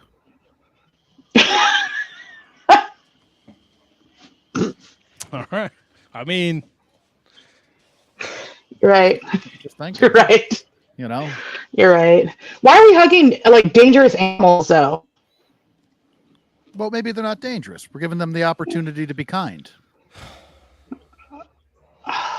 Man. I'm with you, Ruby. I don't know what this Yeah, guy's. he's got way too much faith in like. Maybe there's something a little stronger in that vape thing he's sucking on. Punch him right in the suck hole. I mean, listen, if this is, yeah, if you're punching people in suck, and you're gonna punch a dolphin in the suck hole. Like, I feel like dolphins are one of the most docile creatures I've ever been in the ocean with. So, Nope. yeah, no, I'm not punching a dolphin in the suck hole. Dolphins are very rapey. I'm sorry. I've been in the water with dolphins, literally surfing, and I've never been raped by a dolphin. I can say that. I am dolphin rape free. All right, I think we have the name of this episode. But I have. I've literally been surfing with dolphins, like close enough that I could pet them in the water. They've never tried to rape me. Right. Or maybe I'm just. No, don't say it. You've never engaged, though. You've been close enough, but you've never engaged with the dolphin. Are you saying this is because what I was wearing did I didn't deserve it? No,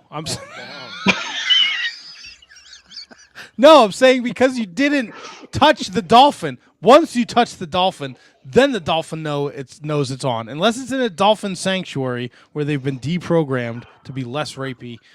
If you touch a dolphin out in the ocean, it's on. They know. Where are you touching the dolphin? Show me. Show me my teddy bear where you touch the dolphin. Where did you touch the dolphin? Does your teddy bear have a suck hole? Yeah. All you got to do is pet him because it's a wild animal. It's out there swimming around, eating plankton, eating little fish all day. It's bored. Talking to his friends, talking to all his dumb friends. And then here comes a lady, and she's like, "Oh, let me pet this dolphin." And he's like, "Oh, yeah, it's on. Dolphin time, baby."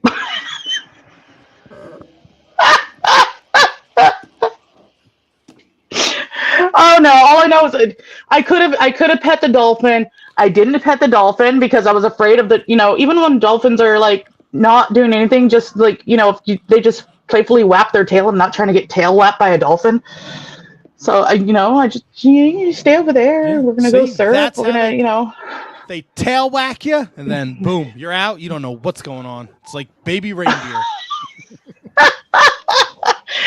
You wake up, what happened? It was a dolphin. That's right. Now you have a sore suck hole. This week, at a very special you. All I saw was flippers coming at me. Oh, they do that off their flippers? Hey, is it hard? Next thing I know, he was spouting out the hole, and I didn't know what was happening. Wow. Yeah, this is what you signed up for. You don't want to talk dream opponents. We'll talk about some of your weird animal dreams with the dolphins. No, I've had worse conversations in the last 24 hours. We're good. Oh, yeah, you must have been with Heidi. I actually was this weekend. I was with Heidi. I know. I follow on social media. I know what's going on. I did my research for this interview in case we had to talk do some real wrestling talk here. Yeah, it was with Heidi. That was definitely 13 hours with Heidi Hollitzer. It was great. Sounds like a long day. Yeah, it's also a porn title. Really? Is that on her OnlyFans? I saw that video you guys made where you threw the flip-flop at the camera. I did. Did you notice my immaculate aim with my chancla, though? It's because I'm Mexican. How many takes, though? Was that just one take? Thank goddamn. First take. Good. Wow. Oh, look at this. I got it. Puta. Hey, puta. Puta. Yeah, I know all the bad words in Spanish, and that's pretty much all I can do. Same. No. So you said you surf with the dolphins. Is surfing hard? I just got it. I don't. Well, I do surf, but mostly I do, which is honestly probably on par with how hard it is to do. But I do a lot of bodyboarding out here. I've gone to Costa Rica, gone bodyboarding in Costa Rica. Like we'll do surf trips and stuff like that. But yeah, there's been a couple times where I've been in the water with the dolphins super close to me. I've also been in the water with leopard sharks. I've seen those. Obviously stingrays and all that. Oh, leopard sharks won't do anything to you, but it was when I was in the water with a great white that was terrifying. I got out. Anything that has shark in its name, I'm out. Fuck off. Yeah, I mean, leopard sharks, they get to be about like 3 to 5 feet, and then they usually don't attack humans. But usually down here in San Diego, they have like a big leopard shark, especially during the season, which is about right now. But I was up there where I live in Ventura, and I was in the water at this one beach called Emmawood, and it's a very foggy morning. Probably like it's a sharky morning. It's foggy, it's cold. I'm in the water. There's one other person in the water with me, and then a couple comes out in the water, and they get to the lineup, and they're in the water, and they take the first wave in, and they get it, and they go out, and then I see the other guy to go, and I'm like, why is everybody getting out of the water? So I take the next wave in, and I walked up to a couple, and I said, hey, that's an awful short session, and they're like, did you not see the great white out there? I was like, no. No, they're like, yeah, you could see it in the shadows of the it was in the shadows of the wave, and I was like, I didn't see it. It was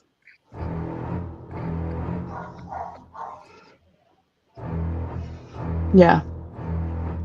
Nope. I'm good. I would never go in the water again. Yeah. Is that, I've never been in the water there again by myself, because I was, pretty much by myself then. And where I live, Ventura, we have a great white breeding ground right next to where I live. Is that a common description for surfers? It's a very sharky morning.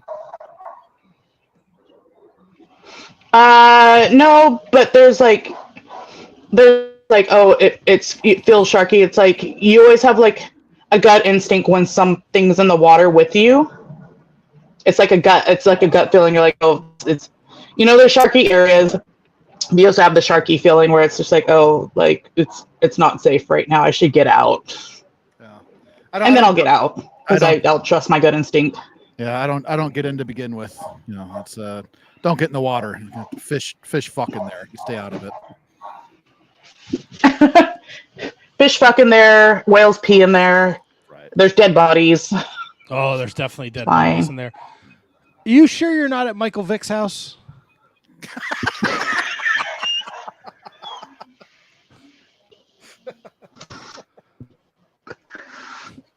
Because those dogs are going crazy. Oh yeah, no, that's the next door neighbors. It's either I leave the window open and I could actually have some air, or I cut it off and it's like in the 70s here and it's hot as heck. The 70s is hot as heck. Do you want me to close the window? No, you're good. I was just busting your balls. It's the It's like 70s and humid. There's not really no air rolling around right now, so it's like ooh. Oh, sounds nice. Ooh. Ooh. It's so pleasant. So welcome to San Diego. Stay classy, San Diego. Mm-hmm. Right?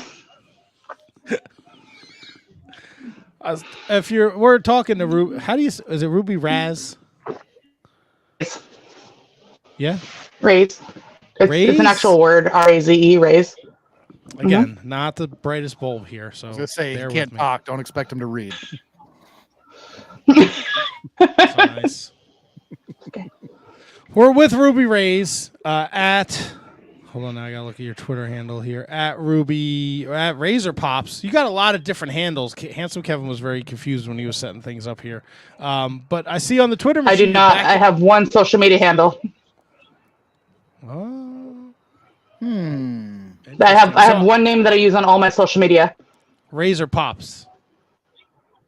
It's on all my social media, yeah. But on Instagram, you spell Pops with a Z, and on Twitter, it's with an S. Instagram is the only one because I had Razor Pops with an S, and then someone gave me for terms of service, and I lost my account. And so the only way I could bring it back is with a Z. Understandable. So if you follow Ruby on the Twitter machine at Razor Pops with an S, you're back in the gym, or you're going to the gym. I don't know. I just got back in the gym. I fucking hate it, but I go every day. How's the gym treating you? I love it. I actually really love it. I used to be heavy into the gym. I've always been in and out of the gym my whole life. And last year I was heavy into the gym a lot. And while I was in the gym, I actually popped my knee. I was doing Cossack squats, which are these like down the other side. And I felt pressure in my knee. I was like, oh, that's weird. And then like on the third one down, like my knee just popped and it collapsed. This was last year. I was like, crap, like. And then it's like I could hardly walk. I had to go to the care, get the shot into the knee of what is it called? They give NFL players when they jack up their knees. It's a shot. It's a heavy anti-inflammatory. No, it's like Toradol. Starts with the T. But that essentially took me out of the gym. And yeah, I could go back for arms and stuff. But I was just depressed at that time. I was like. I could hardly walk at this given point. So I fell out of the gym and then started getting back into it. And I'm on this program with James DeFranco, who is he is a trainer and he personally trains like Triple H and a bunch of like other professional wrestlers. And so I'm on his stuff and it's really good. And he checks in with you, like sees how you're doing. You could show him your form and stuff like that. And it's really good. Right now, I am seriously hurting from the gym. We're doing a program called West Side for Skinny Bastards. It's meant to like, good muscle quick. And man, everything hurts. And I'm dying. Well, you look good. For somebody who's dying, you look good. I got to ask, you got the headphones on. What is your gym?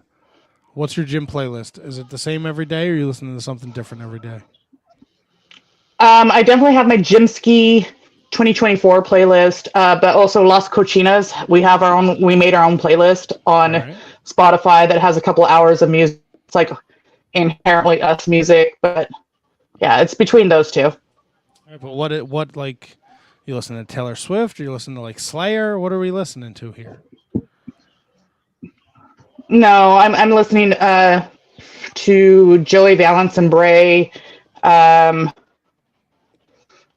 It's a lot of like, I don't know if you ever heard of it, like PHONK funk. Like it's kind of like trap, dark rap, like bunch of Ghostmane.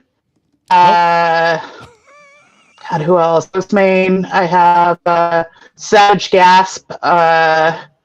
Like it's a bunch of like, imagine if you took like goth industrial music and you fused it with like trap rap, and then you have like all the deep, heavy bass sounds, but also there's rapping on top of it and stuff like that. All right, cool.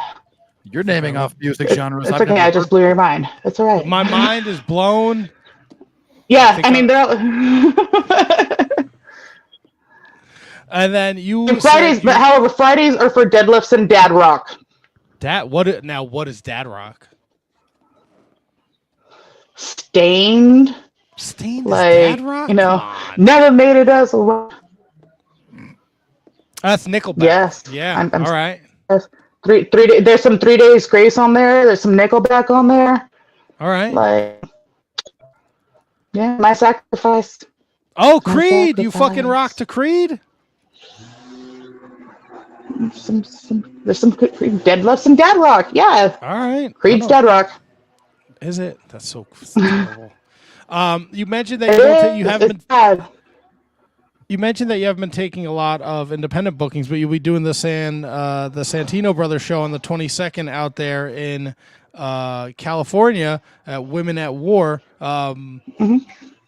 Did you not take independent bookings because WoW took up your time? Was it the knee injury? And why this stretch of independent bookings? So we have an approval policy at WoW. We can't just take independent bookings and just go and do whatever we want to do. Like we have to bookings approved, and at some given point, I have to think about my body and think about like how much money am I getting paid for an independent booking versus how much I'm going to make at WoW. And there's times where you get when you do independent bookings. For me, this is where I go like full donkey. You're going all out. You're getting all that creativity going. You get all those juices flowing. You're probably going to do stupider things than you would do otherwise. So I'm doing things on the floor, post, and doing that.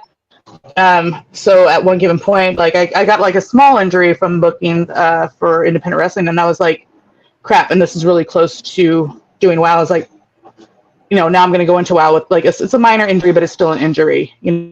So I had to start thinking about my body and like just long-term longevity with my career and what I want to do with WoW. And so I actually stopped for an entire year, and then WoW's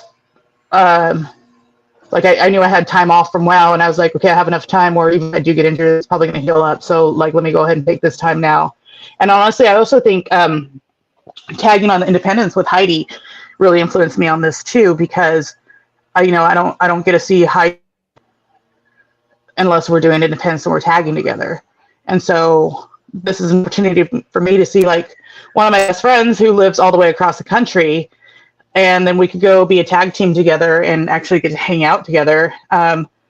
So it just also like things came up, like Santino Brothers came up, and they told me back in December, and that was like I was coming out of a WoW taping, and I was like, yeah, Santino Brothers is my school. I want to go be on this whole show that's coming up, and that just opened the door for me to like take other stuff. And I'm not taking absolutely everything, but I'm taking the things that are like the biggers, the specials and stuff like that.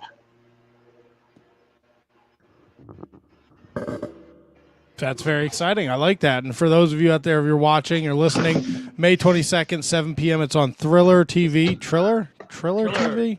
It used to be Fight, right? And then they changed it to Triller. And if you're in the Azusa, did I say that right? Yeah.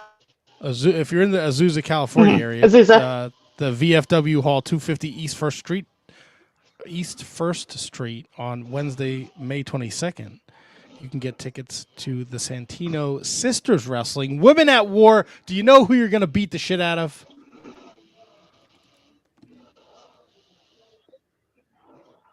Oh, absolutely. Jada Stone. Jada Stone.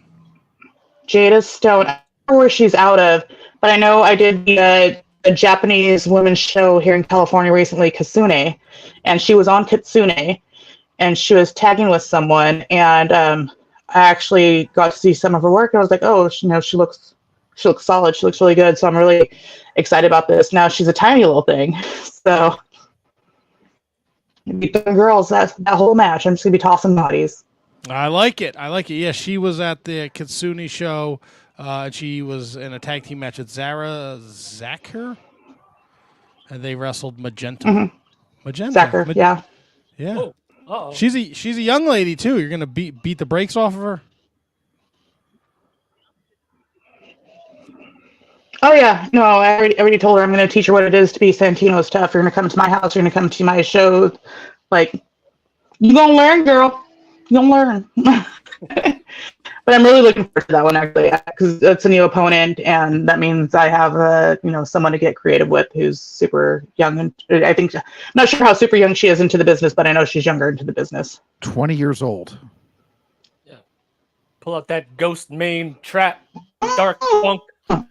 Oh, this is going to become child abuse. Yes, it is. We're covering it all today. Animal rape, animal abuse, child abuse. We got it all. We're covering it all. Hey, you guys were out. You came out for WrestleMania out here to the East Coast. Did you enjoy your time out here?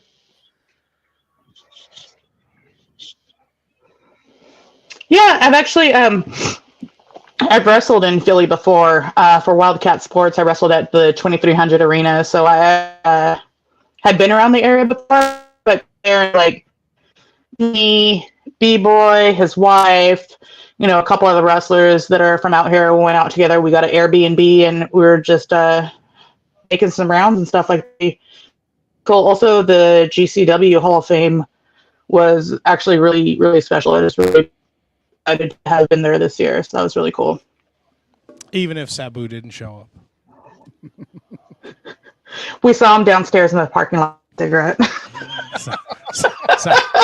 we were leaving, we saw him downstairs. Yeah, he was like smoking a cigarette and like talking to someone. Oh, there he is. Fucking Good Sabu. for you, Poppy. Good for you, Sabu. So, Ruby Raze, I got to ask, because I ask everyone when they do the podcast, and I know the ladies, they pee a little bit sometimes when they wrestle, but have you ever shit your pants wrestling?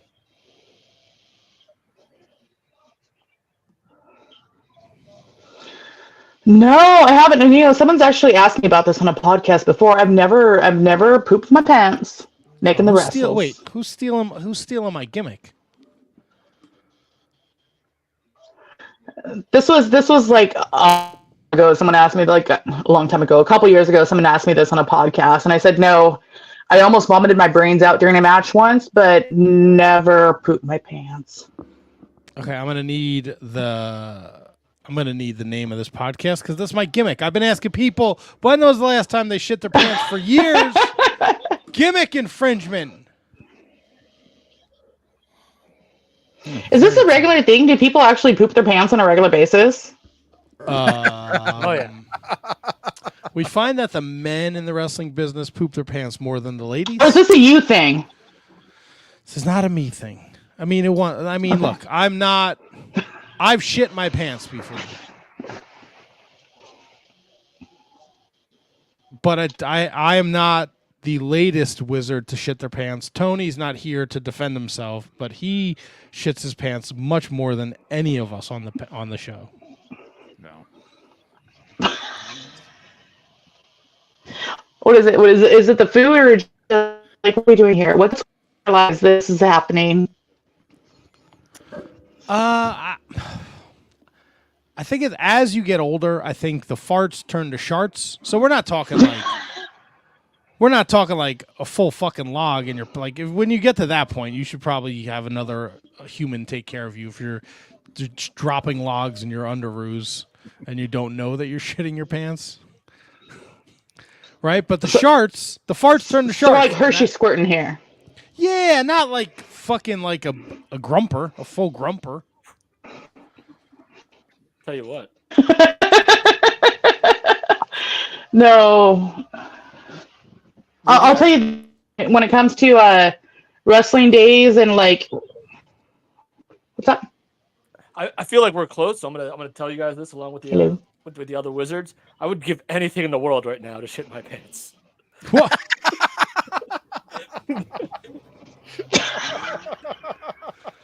Excuse me, what? I feel honored that you would share that with us. Very confusing. Come on, I feel a little backed up. Was it Cinco de Mayo? Did you have the foods on? Are you okay? I don't know. That's the question, Rube. I mean, Can I call you Rube? we'll get you a little Epsom salt, a little. You can call, yeah, that's cool. But if yeah, just a little Epsom salts in your water before you go to bed, you'll be fine. Yeah. Phew. Yeah. Take a laxative in a bath. Maybe that's another thing too. Yeah, like I take the salt water. People call it a saltwater cleanse every morning when I wake up. I actually drink the cup of water with the lemon juice in it, and you put some Epsom salts in it, so you're pooping every morning. Oh, whew, all right. It's coming out. It's like that. It'll all be cleared out by the time I get to wrestling. I'm good. Have you ever shared the ring with somebody who's made a dookie?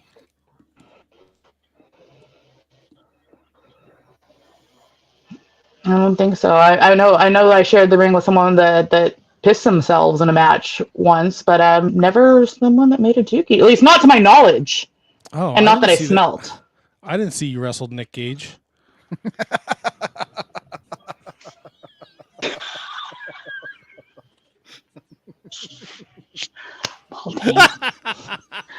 No.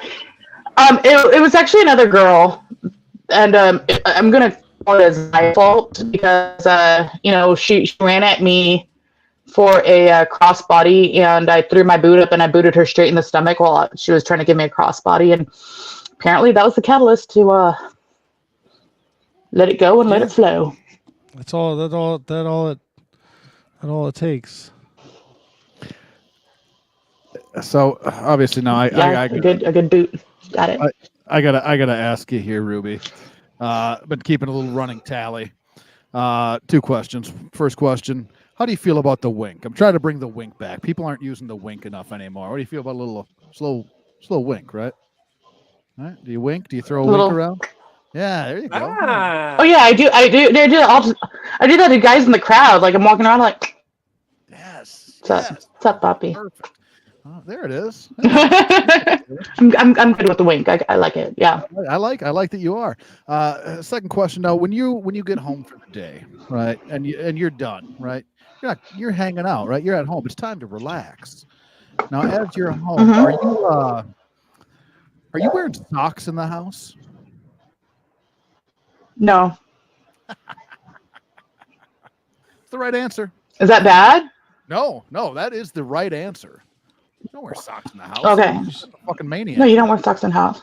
Yeah, you don't wear. Yeah, and I don't understand people that wear socks to bed either. Like, what are you doing with your life? No, Thank you. no, you don't. Look, I wear socks in the house Why? because my feet get cold. Why? Isn't that what slippers are for? The slippers make. So my they call them feet house. The slippers make my feet too sweaty. Then you're just wearing your socks on your floor. Yeah. Get lighter slippers. Yeah, I don't know. Like, you know. Oh, so I'm a fucking jerk off there's because I something wear to be fucking socks in the doing house. something I'm a with jerk socks. off now. Okay. Yeah. Kind of. I don't tell you Yeah. to live your life. What do you? Yeah. Yeah. Ruby agrees. I agree with Ruby. Okay, but we've had people on the show who have said they wear socks in the house. I mean, I'm not telling you how to live your life. I'm just telling you you're kind of weird for wearing socks. Oh, trust me, Ruby, that's not the weirdest thing Are they I good do. people? I was gonna say, speaking of weird things that double team. No. I know that. Let's see if you fucking get this right this time, because you never give context. You just fucking throw it out there. Take it easy, motherfucker. How- Now I know that as a third party, how about I do this? Independent third party.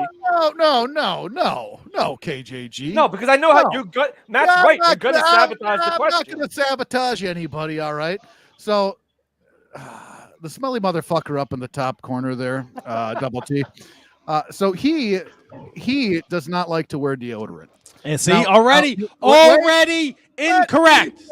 Let me finish. Already He false. gets done taking a shower. He doesn't put deodorant on. Right? Already false. When he's done taking a shower, he doesn't put deodorant on. No Nope. deodorant. Ruby, you get Nope. done. You're putting the deodorant on, are you not? I took a shower and brushed my teeth to do this podcast. So I mean, I don't know why I thought you guys would smell my breath, but I'm brushing my teeth to do this podcast, and I threw a little schmooze on the face. But yeah, I actually put on where's my deodorant? On. Oh, it's right here because I just put it on. Because after I got a shower, I put on my Like a normal person would. So yeah. Yep. Yeah. Beautiful. And maybe a cochina, but I'm not a smelly cochina. No mucho sucio. We understand. Oh, look at your Spanish. Let's go.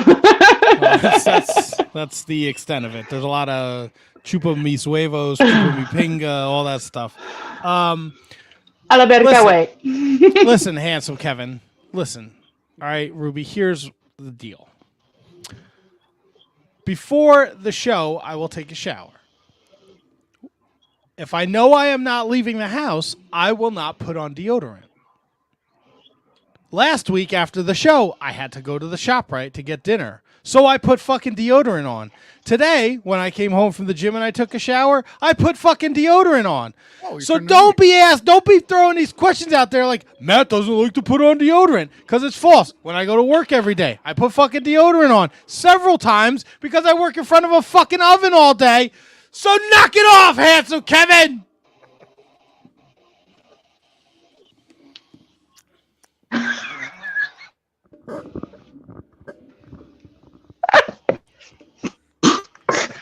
Oh boy. There's no context. You're just fucking making up shit. There has been numerous times that you have talked about taking the shower and not putting on deodorant. All right, and you live with your poor fucking wife shares a bed with you. Yeah. Oh, so you're in a relationship and you're not putting on deodorant. Now you're cardinal sinning. Hold on. Oh my god. Like if you live by yourself and you got out of the shower and you decided not to put on deodorant, but you're not going anywhere today, like I am literally just being lazy at home today, you didn't put on deodorant, it's fine. You live by yourself, it's fine. But the fact that you live in the house and you didn't put on deodorant means that you do not care about their oral fractal, the smells. The smells that may be coming off your body at some given point. I don't smell. And I put deodorant on. Don't smell yourself. You do not smell yourself. I smell great. I smell like Old Spice. Because you have deodorant on. Yes, because I put deodorant on today. When I got out how of he the said shower. today? That's not every day. He said today. I put it on today. Not like a normal person that just puts on deodorant. Today. He had to put on. You know what? I did that to myself. It's also 70 and humid here, and I have the windows open, so I knew I was going to be sweating. So I put on deodorant. I'm not a complete fucking animal. This has gone on for way too fucking long. Oh, great. Now this fucking show's going to jump in. You smell. Oh, I didn't do that. You liar.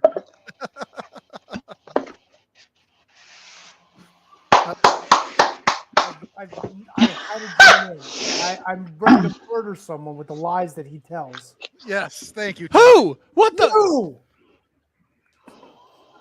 You. Ruby, this is Tony. He's the fourth wizard. He's Hi, busy Ruby, how you doing doing? Hey, work let me ask shit. you. Candy Tony? Crush. She looks like she shit herself in the ring a few times. No. I've never wrestled Candy Dude. Crush. What are you doing? Never What the wrestled fuck her. are you Probably doing? shouldn't. She Never. looks like she shits her pants in the ring. I don't know. She looks confused. Like, yeah. I've never wrestled her. I have never wrestled her. I don't. I'm sure she's fine. I'll tell you why. She probably wears deodorant after every shower. She's probably. I bet she does. Guaranteed. I bet she does. Unlike the wizard. You know what? I could tell you for the fact that anytime I have been around Candy Crush, I never got a smell off her, so I know she wears deodorant. There you go. Look at that. Tony Take is lesson a big from David McLean's ladies, sir. Tony is a big fan of WoW, unlike Handsome Kevin. Ah. Okay. Yeah. Good. Because he grew up watching Glow. Tune in, and keep tuning in. Ooh, What did I? I like this. I did too. Who's your favorite Glow girl? I like the big mother trucker myself. Betty, what's her name? Betty Biggins? Big Rig Betty. Big Rig. No. Glow girl. Glow. Oh, girl? Oh, God. When I was Big Rig Betty. Yeah, I love Big Rig Betty. We were working on getting her on the show too. She seems like she'd be a good time. Knock it off, HK. Oh, it's great. I loved her. I knew her from the Indies. Glow Girls. My best friend when I was growing up, Jason and I, we loved Hollywood and Vine, but like Hollywood was his girl and Vine was my girl. But like, dude, like I loved watching Americana wrestle. I thought she was awesome. Little Egypt, one of my all-time favorites. Actually, I had a chance to interview her on the show like many years ago. She was awesome. Yeah, it's good times. So my favorites were Hollywood and Vine. Like literally, with my favorite being Hollywood.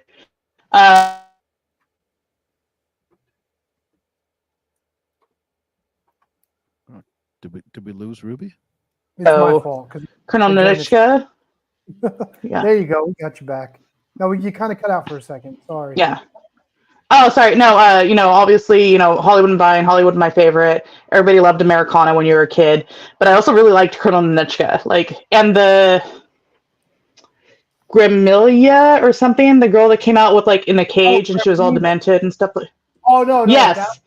No, Gremlina was the one that had the... Was it Gremlina? She came out with the hatchet? The axe. No. Dementia was the one that came out with the axe. And she was in the Yeah, game. it was Dementia. And what was cool was she never sang her rap. Like, everybody sang for her, and she just and she stood there like... Oh, yeah, she was awesome, too. And the Housewives. Oh, my God. When I first saw the Housewives, I lost my mind. I'm like, oh, they were pulling tongs out, rolling pins. So I love the Housewives too. So you want to know a secret? If you don't know, I'm pretty sure you probably know who else the Housewives were. Oh yeah, it was Spike and Chainsaw, the Heavy Metal Sisters, right? Yeah. Yep. I didn't learn that. Yep. Later, and I was like, you know what? It kind of makes sense now when you go back and watch it. But yeah, they were awesome. Documentary was my favorite too. Oh my God, Mount Fiji. She was another one. She was like the Andre the Giant of Glow. Like you always wanted to see her kick the shit out of everybody. Yeah, I got really interesting. Since we're talking about Glow, literally Friday night, I was hanging out with the Royal Hawaiian. First time ever we hung out. We were sitting around at a Hawaiian bar, ironically, just having a couple of drinks and just sitting there. Had a good talk for like a good couple hours. It was great. Yeah, Royal Hawaiian was one of my favorites too. I was so happy when she won the crown. It was kind of cool to see her winning the crown too. Glow is so much fun, man. These guys don't know what they missed out on. They really don't. Who knew we needed? I'm sorry. Everything's. You always need me. Yeah. No. Listen, I heard the deodorant talk, and that was all I can stand, and I couldn't stand no more. I also get a reputation where I don't like guests, and to be perfectly honest, I was working late tonight, and I was listening while I was finishing up some stuff, and then that's when I started hearing all the non-deodorant wearing talk and the Glow talk. So I wanted to jump in because I do love guests. Everything's cutting out right now. Oh, for real? Was it me? And I don't know. Like when it was just Tony, but when there's like the fourth person pops in too, like the fourth person, everything starts cutting out. Do you want me to leave because I don't have deodorant on? I got you. I No, got you. no, it's fine. I can't smell you. You can stick around. Wait, handsome Kevin left? Where'd you go, buddy? Now Matt left too? Is everybody mad at me? Is this the thing? Wow, what a bunch of douches. Well, I can hear you now. Like it was like it was being like a Tron video game a second ago. I was like, what is happening? I cannot hear anything. Yeah, it looks like from what I'm seeing in the chat here, everybody's freezing up.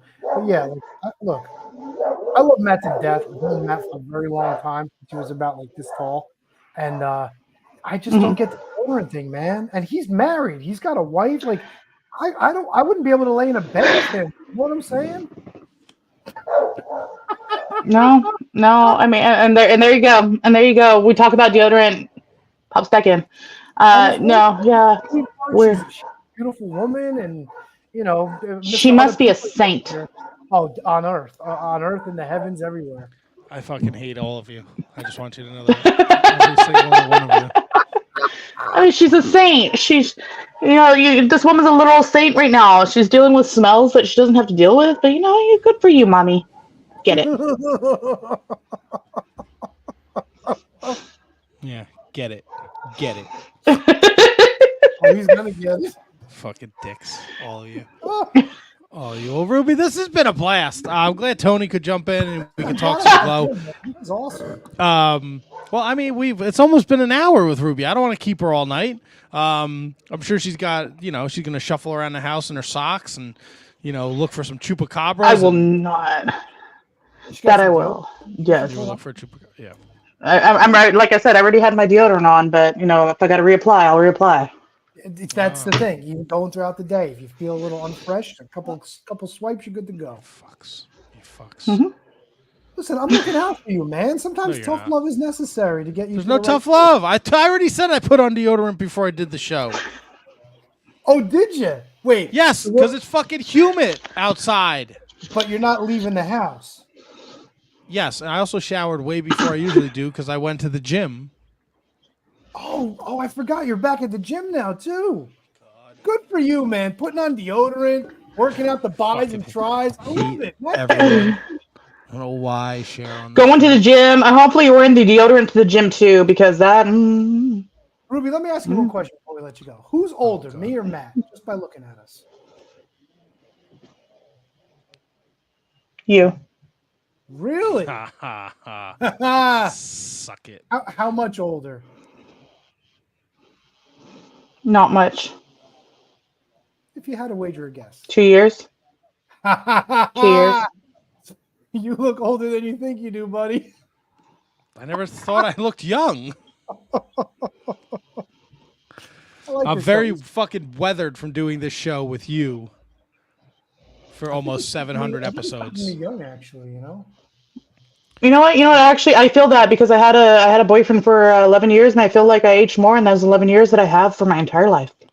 See? 11 years. He didn't put a ring on it? Oh, no, we were engaged. We just never got married. Oh, okay. Well, I'm sorry that Matt had to bring up some My choice. Apologize. Oh, well, I didn't bring it up. She did. You did. I am not this is not a sore spot for me. I talk about it openly. It doesn't matter to me. Well, Ruby, this has been. I hope you had as much fun as Heidi did on the show. I think Heidi had a good time. I hope I was as fun as Heidi. I don't know. You were. Look, you were. I got awesome. some of Heidi with me right now. Hold on. Heidi actually put some dreadlocks in my hair the other day, so I still have them in. Are you fucking stupid? Heidi? No, you dumb piece A of little bit of Heidi shit. with me. I'm sorry. I gotta stop picking on Matt. Matt's awesome. Oh, well, you're picking on. Ah, yeah, motherfucker. I missed it. I'm gonna have to. I was playing that sound drops. I'm gonna have to go back and listen now. At Ruby Raz on Raze, damn it. you dope. Raz is 2 Z's. I'm gonna send you guys the definition of the word and with the pronunciation of it. No, I'll Google it as soon as we're done here. At Ruby Raze, at Razor Pops on the Twitter, at Razor Pops with a Z on Instagram, Facebook.com/Razor Pops with an S. And you can book her or reach out maybe if the money's right. If you pay enough. She's not, if you listen to anything or learn anything through this interview, she's not just showing up for a hot dog and a fucking handshake. It needs to be worth the money, you fucking weirdos, you weird wrestling promoters. So pay. This lady is a true professional. She's been around for a minute. She's an equal opportunity ass kicker. She's funny as fuck. She'll fucking German suplex, high German coyote. Coyotes.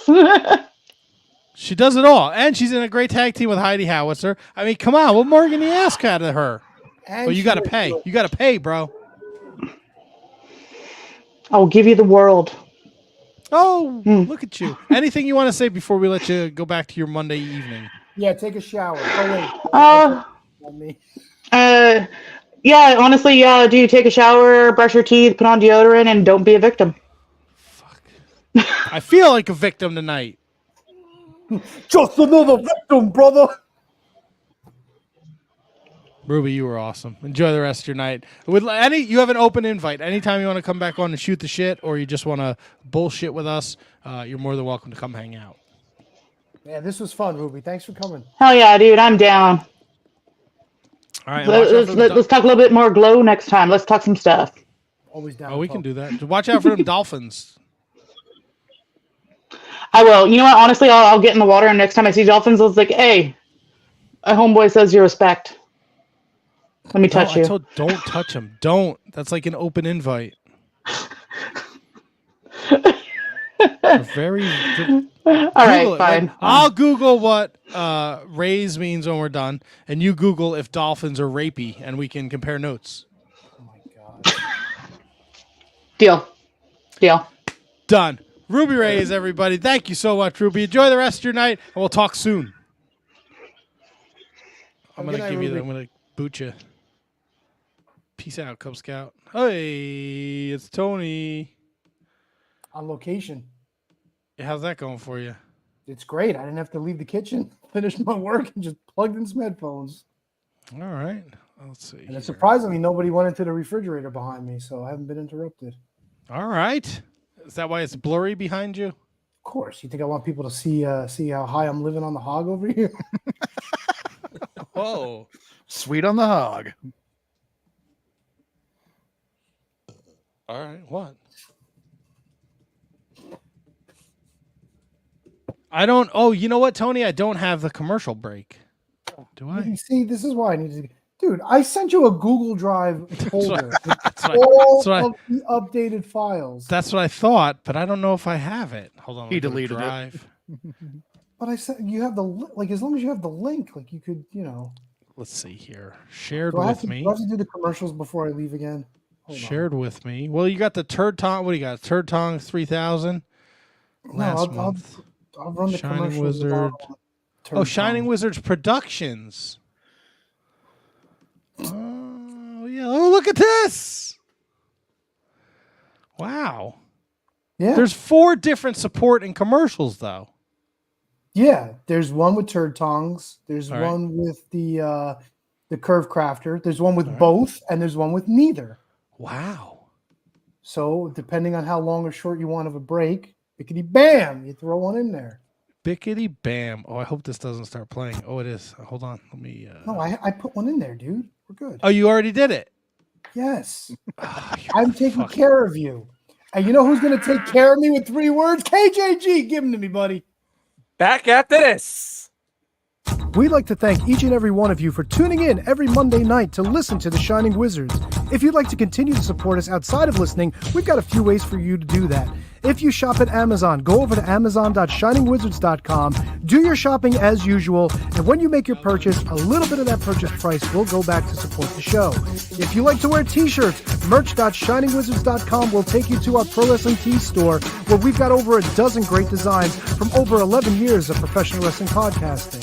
You can become a Patreon supporter at patreon.com/wizardspodcast, and the more you support us, the more things that you're entitled to receive, and believe me, they are fantastic. Continue to listen to us wherever you listen to us on the World Wide Web, and make sure you like, rate, review, subscribe, do all that good stuff. Helps us out, and we can continue to bring you the love fest that is The Shining Wizards.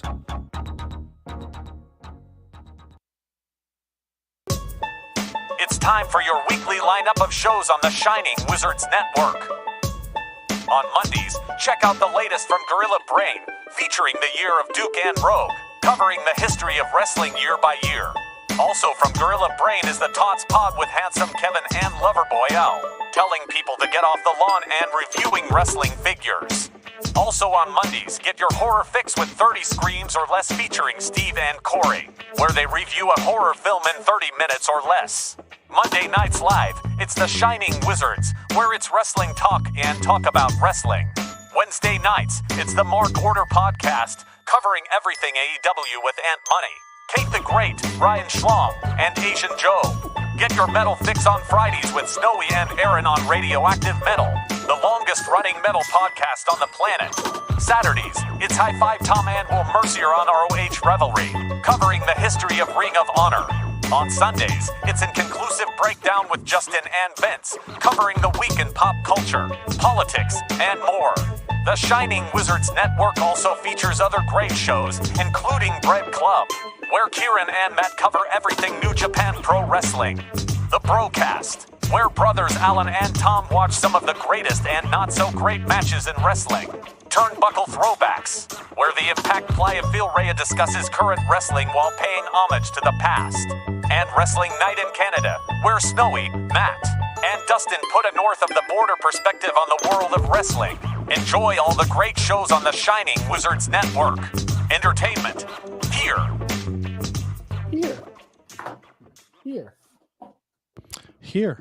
Here we are. Rock us like hurricanes. Tony, are you going to hang for a minute or two? Just for a minute or two. Okay. So last week when we talked, you were super amped up for Dark Side of the Ring, Sandman. Yes. Did you watch it, and what are your thoughts? I watched it and I loved it. You know what I think it is too? I think it's because I was such a Sandman mark. Like, he probably was my favorite ECW wrestler. Dude, did it surprise you that he was a former Chippendale dancer? A little. Yeah. A little. That was probably the only thing I took out of the show that I didn't know. Busted for solicitation. The Sandman. I mean, you got to make money. I don't know. You were I thought it was a good episode, but you were so hyped up for it. I think it got me hyped up for it, and then the expectations were a little short. But look, I think Darkseid has been on the last couple episodes have been great, and I thought it was awesome that they got all of Sandman's family members involved in this. I didn't know he had a daughter. I know about, obviously, Tyler, but I thought they did a great job with this episode. It just didn't blow the doors off of me. And my wife was watching it with me, and my wife also watched a bit of the Sherry Martel doc with me. I would not watch Chris Colt with anybody in my family because that one was just out there. But my wife said to me, and it's kind of true, she's like, no offense, she's like, all these stories are the same. It's like somebody becomes a wrestler, they become famous, they get hooked on drugs, everything falls apart, and they either die or they get their shit together. I mean, it's kind of like every episode now, isn't it? Well, for the most part. Like, I mean, I know we got Black Friday coming up, but Black Saturday. Whatever, Black Saturday, whatever. They got Oli for that. That's pretty remarkable. He's the shits. He's dead, bro. Oh, I understand, but every time they asked Ole Anderson about somebody in their opinion, his response was always, he was the shits.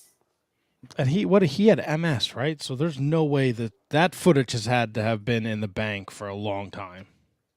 Ole wound up with MS, huh? Yeah, right. I don't think I knew that. Not sure. Yeah, that's the first I'm hearing of that, if that's true. And this was like low key, like announced after he passed it. Yeah, I'd never heard. But Oli was low key too. Let's be honest. Like in his later. Yeah, in 2007, Gerweck Network.net reported that he had multiple sclerosis. Interesting. All right, well, that mean not trying to shortchange the disease, but that's not a death sentence. MS. It's very, very treatable. Decreased his mobility and his memory loss, which I guess would be important. What is that? I'm in the kitchen. Oh. My wife is printing things. I'm sorry. I was trying to mute it, but you know. I thought we were all gonna die. Is there a topic or somebody that you would like Darkseid to tackle? Very deep into the weeds. Off the top, I don't know why this name came into my head, but very deep into the weeds, and you have to like really be a wrestling fan in this era. I would love to know what happened to Lance Cade, or like in that same vein, like Test. Okay, but it's the same. Like Tony's wife said, it's the same story. Yeah. I would like to, and this is going to scratch you where you itch, HK. I want to know about Jimmy Del Rey. Oh, my man. Jimmy Graffiti? Yeah. Ooh, I love it. Do you, man? His WWF exit was not under the best circumstances. He allegedly had drugged, sodomized, and shaved a woman's head. They went to court. Well, what did they find? Have they done one on Davey Boy Smith? Yes. No. A&E did one. A&E did. Yeah, they did a great job. They did a great job on their documentary on him. I mean, if you read Diana's book, he was kind of doing the same things to her, wasn't he? I didn't think so. Oh yeah. Really? Huh. Yeah. They didn't touch on that. Well, Who did they ever do a dark side? Did they ever do a dark side of that announcer? Mel Phillips. Who? Mel Phillips. Not the ring announcer. The broadcaster that claimed that everyone was trying to get on him. In the 80s, before like Sean Mooney, he was like the pre-Mooney. I was going to say who, Sean. Come on, everyone knows the guy. He was Mean Gene. What do you mean everyone? I'm not even busted. What do you mean everyone's trying to get on him? Like he accused like Pat Patterson and everyone of like sexually the Ring Boys. Are you talking about the Ring Boys? No, the announcer. He was the broadcaster. Pre-Mooney era. By the way, like a commentator or somebody who did commentator, like in studio, like a in studio interviewer. I can't. He went on like interviews on daytime TV. Are you talking about Tom Cole? That doesn't sound right. No, Tom Cole's much later. Tom Cole's the Ring Boy. No, it's a legit broadcaster. He's been on TV a million times. Why can't I think of his name? His name's escaping me. It's not Ken Resnick. No. Because those are the only ones I'm thinking of. I'm thinking of Craig DeGeorge? Yes. Wait, Craig DeGeorge had claims against people? Yeah. Isn't that him? Unless I'm just Murray. Are you thinking of Murray Hodgson? No, I'm pretty sure Craig DeGeorge is the name that I had in my head. But I could be confusing my stories. Scott George says Ken Resnick. Then I gotta be confusing them. I've never heard that then with Ken Resnick though, right? Like I've never heard that. All right, so Craig DeGeorge is the face that I had in mind. Okay. Oh yeah. Craig DeGeorge called Florida Marlins games on the MLB network. All right, then I'm probably confusing. Let me check out this Resnick feller. Yo, Craig DeGeorge has been around, man. This dude had some work. Then you know what? I must have confused a face with a name then. He called Notre Dame football for NBC, Major League Soccer, XFL on TNN. Okay, yeah, way off. Because Ken Resnick, I was picturing Craig DeGeorge. If it's a Ken Resnick situation, then I'm way off. I never heard anything about Craig DeGeorge either. I mean, I know. Didn't Barry Orton have claims against WWE yes, too? Barry O is part of Titan Gate. Yeah. And Mel Phillips Tom Cole was is one of the ring ring boy. boys. Mel And Phillips, the Rita announcer. Chatterton. Yeah. Huh. But that was My more apologies Vince. to Craig DeGeorge and his family. No, And I'm sure he's fine. Mel Phillips had the foot fetish with the young boys.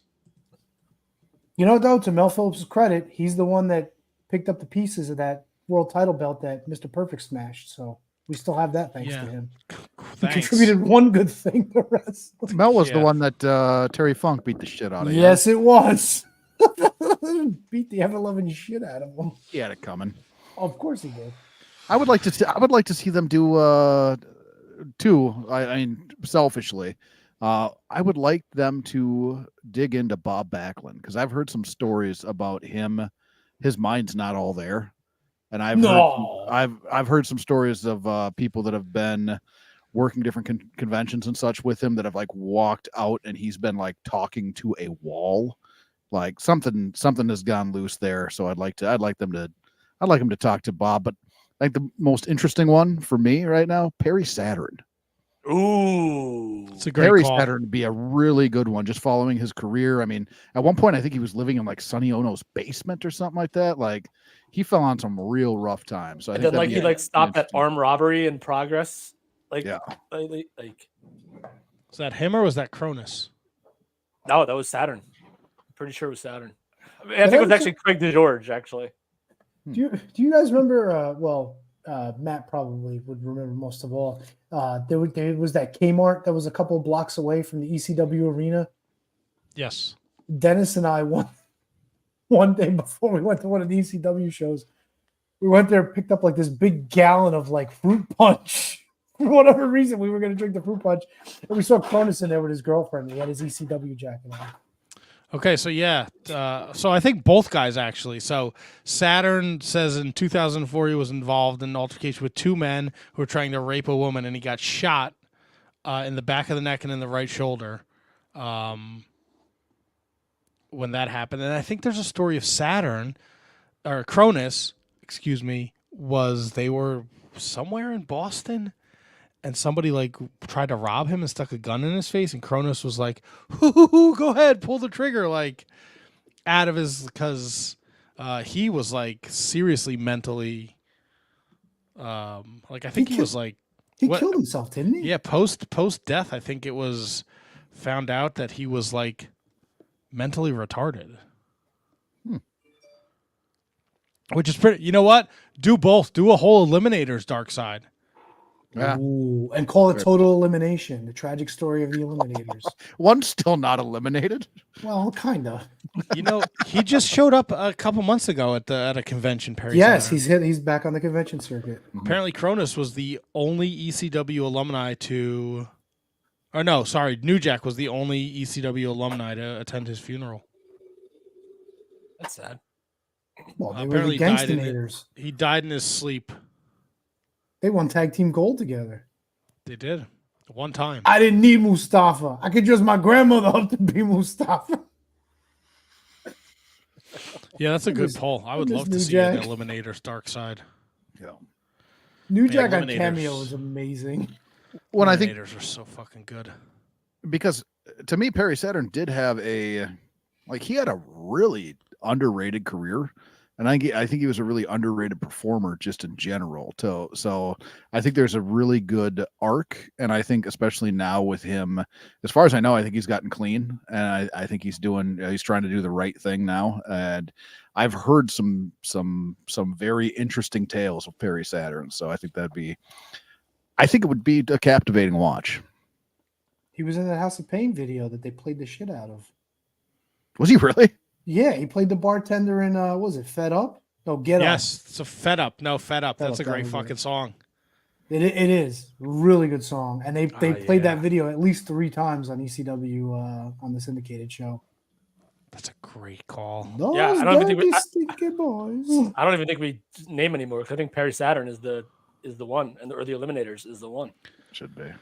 Well, what do they do? There's definitely going to be more, right? Right. But then they're doing June 4th starts the death of WCW. That's going to be interesting. Or who killed WCW? Who killed WCW? Yeah. And old fucking Slick Rick is all fucking pissed off because they didn't ask him.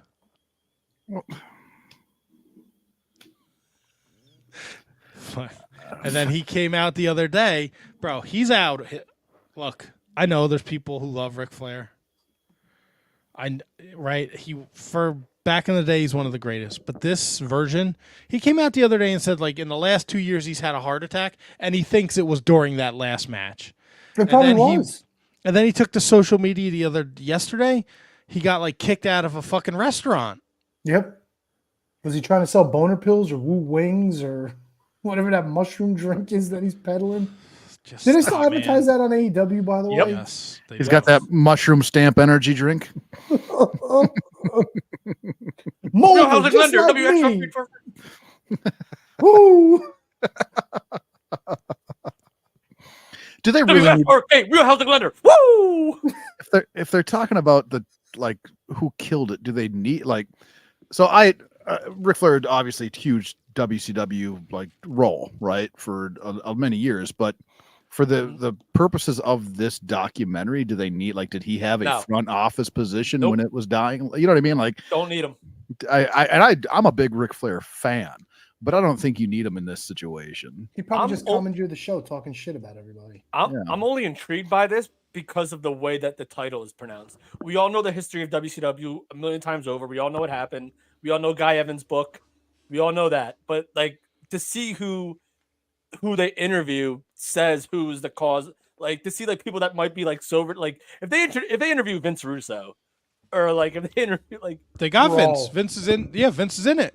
Oh, okay. Bischoff's in it too. Yeah. Yeah, Vince and Bischoff, DDP, Nash. It should be an intriguing watch. I'll watch anything that has anything to do with WCW, no matter how many times I think I might know it or not know it, because you always get at least a nugget of something that you never heard before. You get a little something. I was the Sandman when they tell the story about how he shot OxyContin into his veins, and Fonzie's like, his lips are turning blue, Daddy.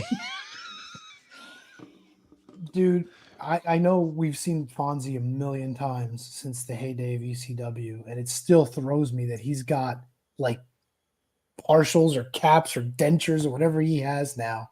Because for decades, like it was just Fonzie with his messed up grill, and now all of a sudden he's got perfect teeth. I mean, that was his gimmick was that, I guess, right? I don't know. The only time it throws me off to see him is like being an official for WWF in like '93. Yeah. It's every time I see him in that role, it still throws me off.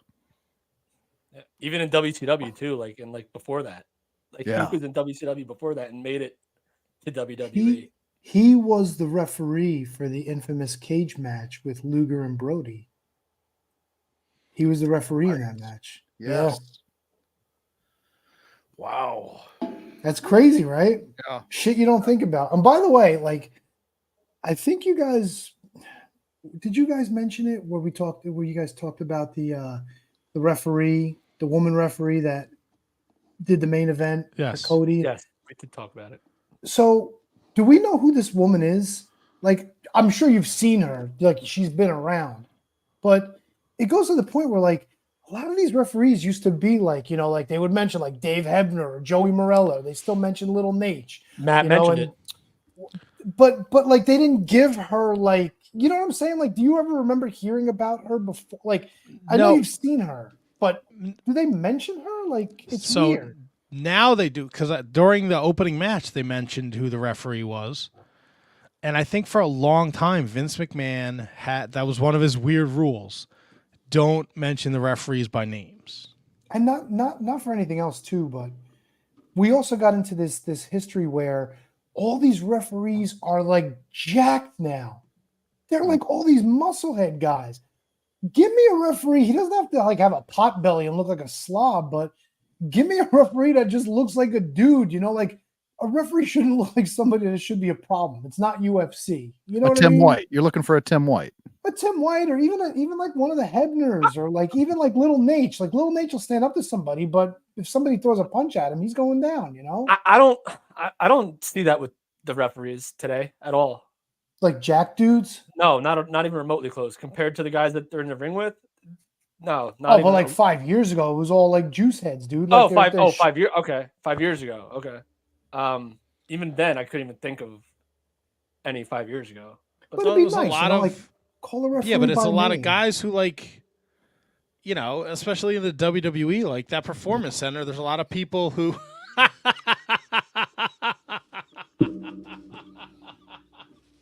What happened? I'm just checking her social media, and Ruby just sent us, "Dear Wizards, all I'm hearing is don't surf with dolphins during Shark Week," and then it's "Do dolphins sexually attack humans?"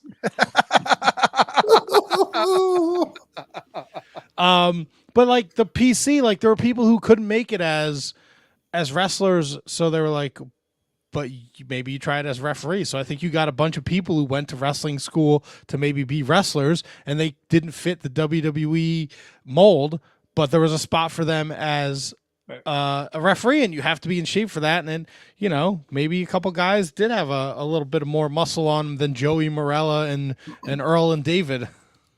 But like AEW, I'm very critical of them for a lot of reasons, and most of them are probably deserved. You and me both, buddy. But in fairness, they let you know who the referees are. Now, some of the referees also let you know who they are, you know, all the time. But the fact of the matter is, they make them part of the story. It's like, oh, Aubrey's in there giving them the business or whatever. You know, it would help WWE to get back on that track, I think. And they are. And according to Marking Out, within the past 5 years, they've started to mention the referee much more. All right, cool. So I'm a big fan of that. Tony, do you want to stay for some AEW talk? Oh God, no. Because I got a lot of issues. Nah, you know what? I'm gonna grab a quick shower, put on some deodorant, leave my socks off, and probably head to bed. Piece of shit. Good, Hey, I thought you were gonna dress up like HB Double T tonight. What happened? No, you weren't here, so I wasn't gonna do it. I said that at the beginning of the show. I'll do it next week. You don't have to anymore. It'll be all right.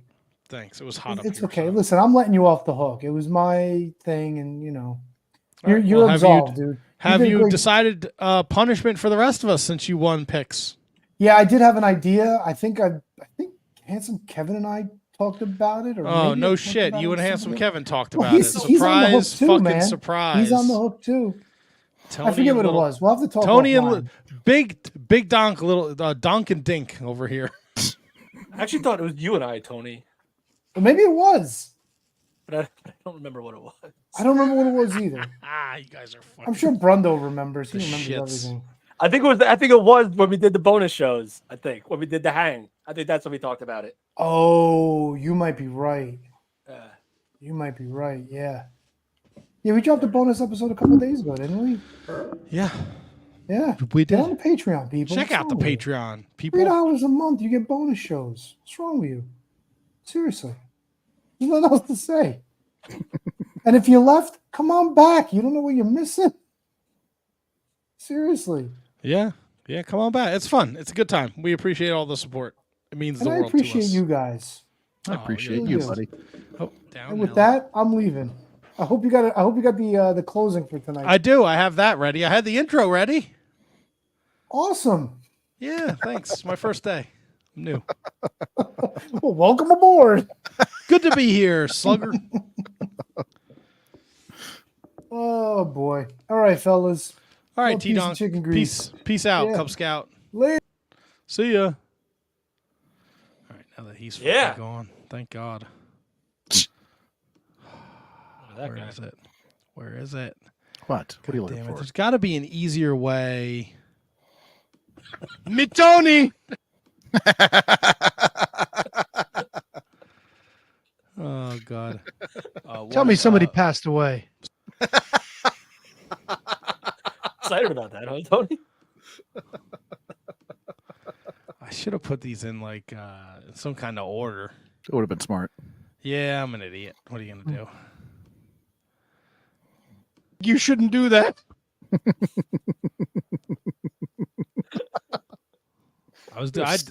I did some work today. There's so much gold in that album.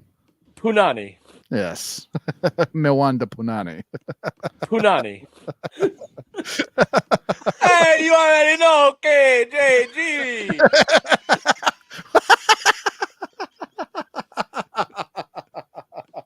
My handsome Kevin.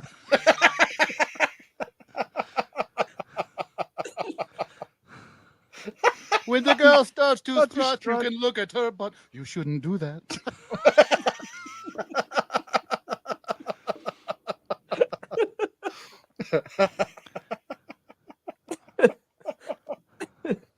Me want to suck the lollipop. Bring back cock sucking.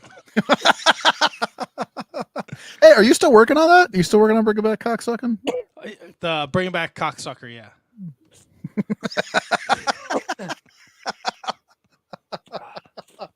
Already set up, dickhead. I'm bringing back cocksuckers. I think that's a good one. Me and Matt. Yeah, so I got more work to do. There's a couple. I got to go back a couple episodes. There's some catching up I got to do. Oh, great work, cocksucker. Thank you. I appreciate that. Oh, Raz is a verb to destroy the ground. Oh, son of a bitch. Look at that. I appreciate that. All right. So look, I watched excuse me. I watched a ton of wrestling this week. I had a lot of I had to keep my eyes open yesterday, so I watched a lot of shit. Right? Come on, Nelly. No, you got to go. Yeah.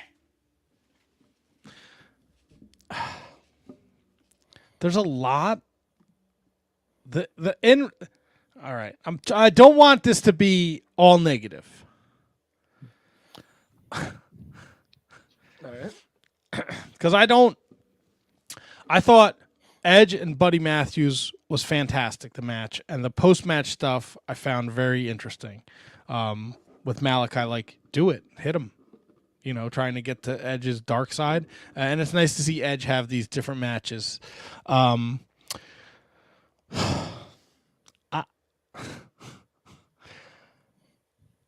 Where are you going with? I think I know where you're going. The show opens, yeah, because I wanted to go positive. Now I want to go negative. Show opens with Tony Khan. He's in the neck brace. He's in Jacksonville. He's in charge. The Young Bucks are now running the show. Christian is your number one contender. He gets what? Well, he just lost his last match. The rankings don't matter. This is what the Young Bucks are going to do, though, but the Young Bucks aren't in charge. Tony Khan just said he's running the show from Jacksonville. Nothing makes sense. It's fucking stupid. Did Tony Khan in that opening say he was actually like in charge, though? Did he say? Yes, he he said, I am running the show from Jacksonville with my people here. And then the Young Bucks cut them off and take over the show, which if they were just going to take over the show, that's fine. But now they're booking pay-per-view main events. And I don't even know, are the rankings still a thing? No, but I didn't care about that. But if they're not a thing, then why are we still putting the fucking wins and loss records underneath their name when they're coming out? I don't know. The booking of Swerve as the champion it's mind-blowing. I don't understand what's going on. I guess I don't care enough to be like, regardless, to be super invested in it. But I loved what they did, to be honest with you. Like, I was entertained. Like, I guess because like I'm not as invested. Where like I'm looking for those little details in like other shows where I might be, like WWE with the draft and stuff like that. But the fact that EVP's hijacked the show from Tony Khan, I thought was fun. The fact that they teased it being Kenny Omega and turning it out to be Christian Cage, I thought was great. And now that AEW is bolstering their pay-per-view lineup, I don't mind having this is like Cody and AJ to me. Swerve and Christian is like Cody and AJ. Not a lot of time to build a story. We're just gonna Christian's an overheel, AJ's an overheel. Let's have them come out and do something right quick off the tip. And Christian like doing a better mic shot on Swerve than Jungle Jack ever did on freaking Tony Khan. And then calling out his daughter, who's way too young, can't defend herself like Nick Wayne's. Like it, I liked it, man. I'm not going to shit on that at all. I'd like to go back to way too quick off the tip. Where does that come from? I've never heard that before. Well, I cleaned it up with the kids. Oh, okay, gotcha. Normally I say about the dick. Gotcha. And I will pick nits. Not one person was like, hey, Miss Wayne, maybe you don't have to wear high heels into the ring tonight so you don't tower over the fucking champion. I love it. like China. It's like China. It's like She's not China though. Whoa. She's just fucking Nick Wayne's mother. She's not a wrestler. He's a nothing. But she's like the protector. She's like the alpha female. So She's like, a why fucking- not make her look bigger? She's a fucking nothing. Scott George, I know the Bucks cut his feed, and I'm okay with them hijacking the show. It's when they start booking the pay-per-view main events. They did say they had stroke though. They did say that they had a piece of it, just like Kenny Omega said he had a piece of it when he came out later. Not to jump ahead. So how come Kenny Omega doesn't change the main event of fucking Double or Nothing? They're one of their At biggest all. pay-per-views of the year. Yeah. I don't This know. And Rampage, bro. I know that the basketball season has messed up their schedule. Dude, Rampage is just bad. Just fucking get rid of it. You know, Get I think rid of it. I was because didn't they do the 3-hour? Is this the Yes. second time they've done it? Yes. I think Maybe They've they've done done it a probably Collision more than that. Rampage back to back, a Rampage into Collision. right. And they've I done think Collision in the Battle of the Belts. Or right. Yeah. And I think for the sake of them and for the sake of like the TV product, they should get rid of Rampage and just make Dynamite 3 hours. I think that's the best thing that they could do, because then you're going to at least keep your audience, because you're putting on actual main events. I think get rid of Rampage altogether. It's in a bad time slot. Nobody sticks around for it. Nobody tunes in for it. People are watching. The majority of their viewers are watching either Collision or Dynamite. Anyways, I don't know the ratings off the top of my head, but I do think that Dynamite is their A show. Get rid of Rampage. Just go with your 3 hours. So I'm with you in the spirit of what you're saying, but like, you're not just going to get rid of a Friday night a time slot for your TV. You're just not. Despite what you could put on fucking birds chatting with squirrels in your backyard. If they're giving you the time slot, you're going to take it. So, Boy, like, Friday night at 9, but 10 o'clock. you're not losing anything. You're not losing anything. No, but they're also not gaining anything. But it's like tree in the woods and no one's around to hear it. That's what I'm saying. But Somebody will be like, around to hear the tree if they extend Dynamite to 3 hours. we don't know if anything bad happened. We don't know. We don't know if anything good happened. It's just Yeah, there. exactly. It's wrestling television purgatory, is what it is. Oh, it definitely. Look, it's you on paper. You'd be like, this is probably great. This was. I heard Willow and Sky Blue was great, but by the time I got halfway through Kyle O'Reilly, Rocky Romero, I was like, I can't watch the rest of this show. Yeah, I stopped watching And it. that's a shame, by the way. It Those two is. guys. It's a shit. Jay White and Dante Martin, I could give a fuck less about, and you know I'm the biggest Jay White fan there is. It's just, look, I thought Claudio and Brian Cage was great. I thought it was a great bounce back match for Claudio. They both showed their athleticism and their power. I thought Serena D. May was great, and they're continuing this story with Tony Storm. I don't give a flying fuck about Chris Jericho. Nope. The learning tree, the vortex, whatever. Good for Big Bill, I guess. I don't care. Like, why is Chris Jericho on fucking TV every week? He didn't do himself any favors putting those trunks back on either. He knows exactly what he's doing. He knows what he looks like. Come on, you don't think he knows, and you don't think that that's what's gonna? He's leaning all the way into this. Yeah, of course he's leaning into it, but I don't know, man. I don't know. There's the lot of the in-ring stuff is good, but there's still so many weird holes in the way they tell stories, and they make a big deal out of something, and then it just kind of falls by the wayside, or nobody pays attention to it. It's just like, I don't know, man. We're like almost 5 years in with this company. Like, they're just like, don't make a big deal of the rankings coming back for not using them. Mercedes Moné claimed she's going to get a shot at the TBS title, so those rankings don't mean anything. Christian lost his last match. That was the last time we saw him at Dynasty when he lost. So, and then now he gets a world title shot. The EVPs are booking pay-per-views, but I don't know. And then they cheese dicked the heel in the main event. They cheese dicked it up, right? The beatdown of Kenny was great. But then they did the thing in the back with the fucking ambulance, and they flipped the stretch. Like, stop. You were fine. Where you were was fine. That was beautifully done. The way Okada came out, him and Kenny face to face, Jack Perry attacks him from behind, the Elite takes out Kenny. You should have just left it at that. Now you're like going like you. Now we're in 2015 WWE, where I got to go backstage and see him get put into the ambulance, and then we're gonna flip the stretcher over, and then people like making the shit his pants joke because he's got diverticulitis. Like, just fucking stop it all. For the most part, I didn't mind the show on Wednesday. For the most part, and it's been a long time since I've been able to sit back and watch an AEW show where I didn't want, like, I wasn't reaching for the remote. Like, it's been a hard watch for me, and it still is a little bit more laborious than I would like it to be. But I actually didn't mind the show this past week. Now, once they got into that the Rampage portion of the show, I was right with you. I'm fucking done. Right, I'm gone. I don't need to see Jericho. I'm with you there. I liked the Kenny stuff. I don't give a shit about the Bucks. I can't stand Jack Perry.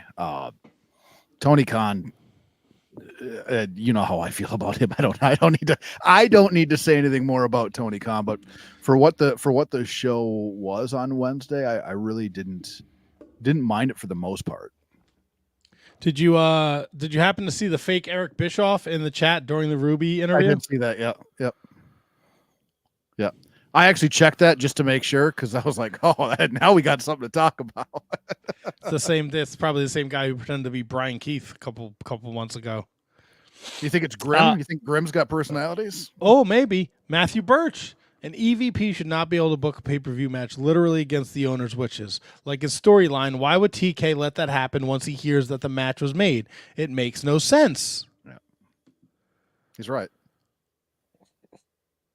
He's right, Kate. You know he's right, KJG. Like, you guys have never watched a wrestling show where, like, Vince McMahon makes a match, then all of a sudden Linda comes in, or Stephanie comes in and changes a match, or Shane comes in and changes a match, or Mick Foley, who has he's the commissioner, overrides an ownership. Like, it happens.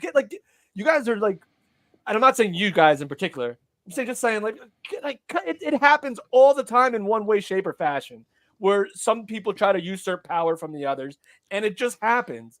And it's a perfect heel tactic to put a heel in the main event against your top babyface. It's gonna end up being better. It just is. Like, it happens all the time.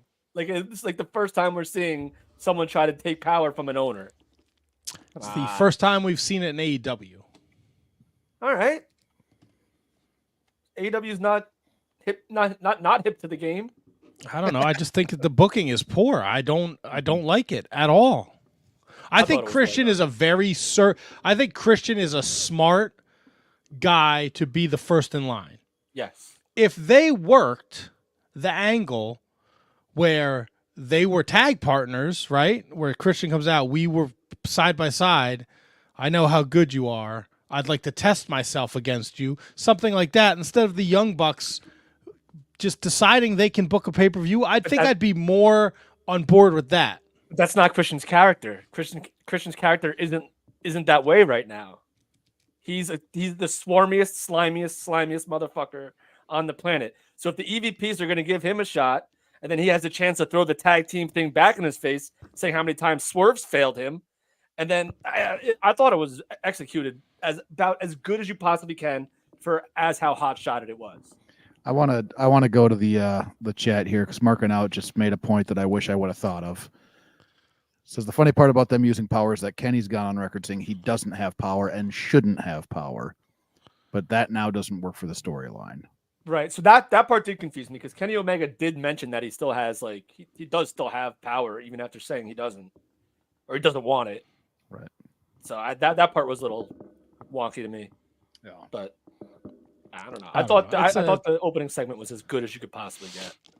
It just feels very like a very slippery slope when we're starting with this EVPs versus Tony Khan thing. Like, and another thing, Tony Khan what happened 2 weeks ago where he got Meltzer driver, like, that's it. Like, he can't become a character. He can't. He just goes away now. He has to. Dude, if he becomes a character, it's not going to be good for AEW. It's fucking horrible. No, I agree. It's fucking horrible every time he trots out there now. He's got to like bring in like a spokesperson or something. That's it, bro. Just lay out like, okay, that thing that we did on Wednesday where I'm in Jacksonville, whatever. Okay. But like, that can't be every week. He can't be like he can't confront the Bucks on Wednesday. He can't be a fucking character. It's terrible. Terrible idea. I know Vince McMahon is a piece of shit. Right? But what Vince pulled off, only Vince could pull off. Bischoff kind of worked for a little while in WCW, and still he started like challenging him to karate fights and like sitting on his motorcycle, flying down from the rafters. Like, it doesn't work with everybody. Dixie Carter was shit. Yeah. Well, here's the thing though, Matt. Tony Khan, technically right now, if you're looking at like strictly booking, is technically a babyface.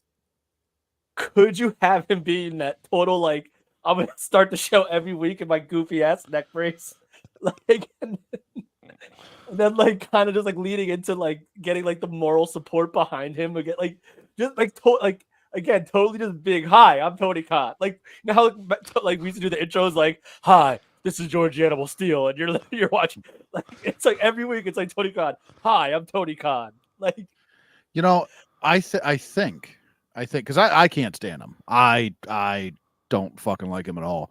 But if he were to just continue being him, like but the owner motherfucker, yeah, he's a fucking jackass. But if he continues just to be the jackass that he already is, but with more like heel decrees, it might work. It might work because I already fucking hate him. I want to change the channel every time I fucking see him. But he could get into that Vicky Guerrero territory of I could see that way, or I could see him being like the total lovable babyface goof that like doesn't know how to run his own company. So I can't. He can't be a character. He can't. No, I'm with you, but I'm just saying if they chose to do it, I don't know if I would totally hate it. I'll tell you what I don't hate. Because I got to see some Impact this week. I know exactly where you're going. That Jonathan Gresham character, whatever they're doing with him, it is. I am so invested and interested in it. It's fucking wild, man. With the fucking, he's got the black ink coming out of his hand. He's spitting it in the Kushita's mouth. He's wrestling in the mask. Like, it's some dark, serious, good character work. And we already know Jonathan Gresham can work his balls off. So this added stuff that he's doing to his character has me super duper intrigued. Like, super intrigued.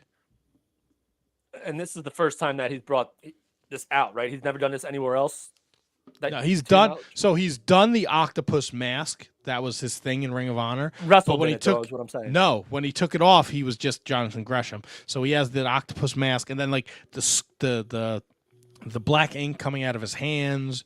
Like that's all totally new stuff, and it's dude, easily top guy, easily. It's super duper. I'm super duper interested in it. Like, and I don't know if he's a heel, if he's a face.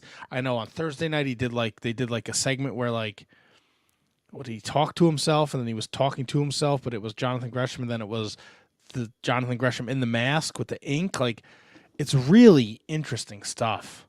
Like, to the point where I might pay for Impact, like a TNA Plus again. So you're coming back.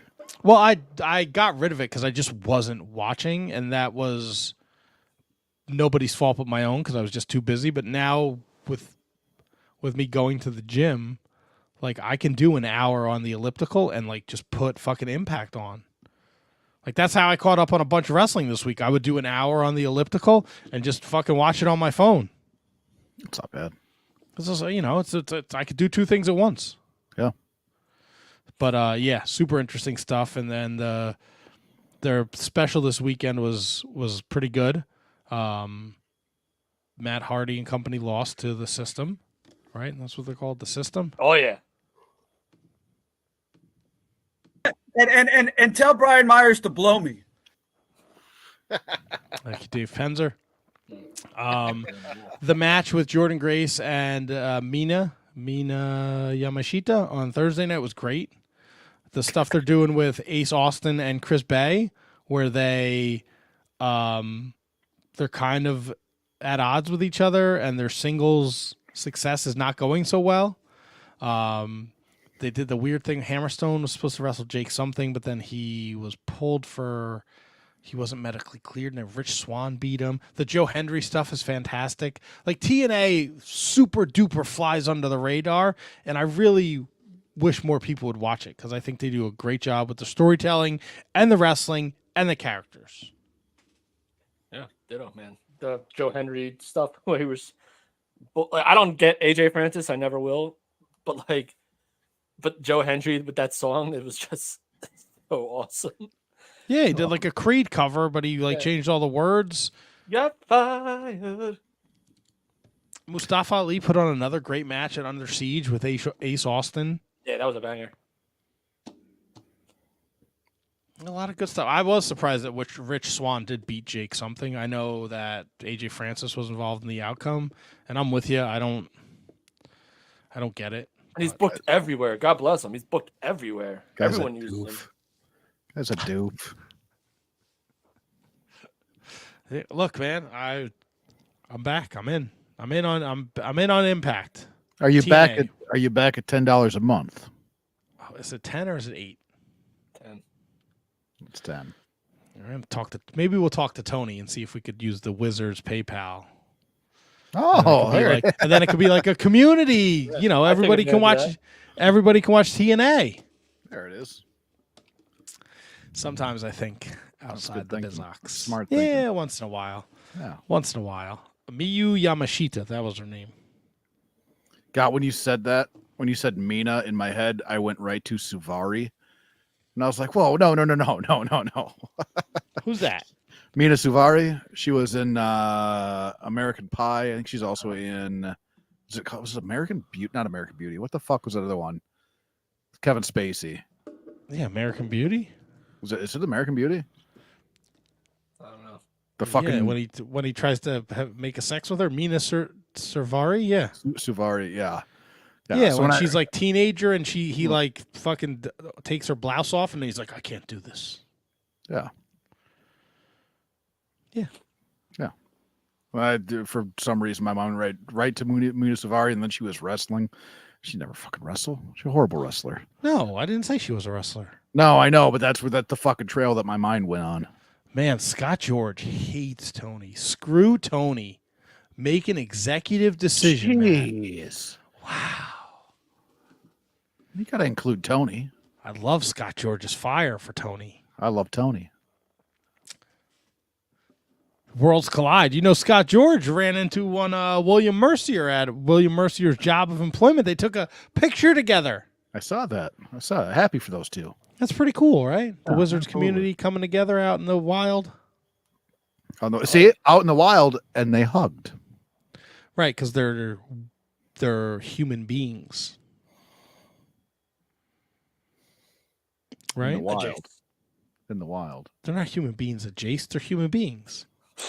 I don't know. I've talked to Will Mercer before. He might be a Jace. Don't. Will Mercier is a great guy. I hung out. We went to that the highlight of that GCW pay-per-view I went to was the people I went to. He's a great guy. I'm just throwing fun. Okay. Well, be careful with the fun you throw. Why?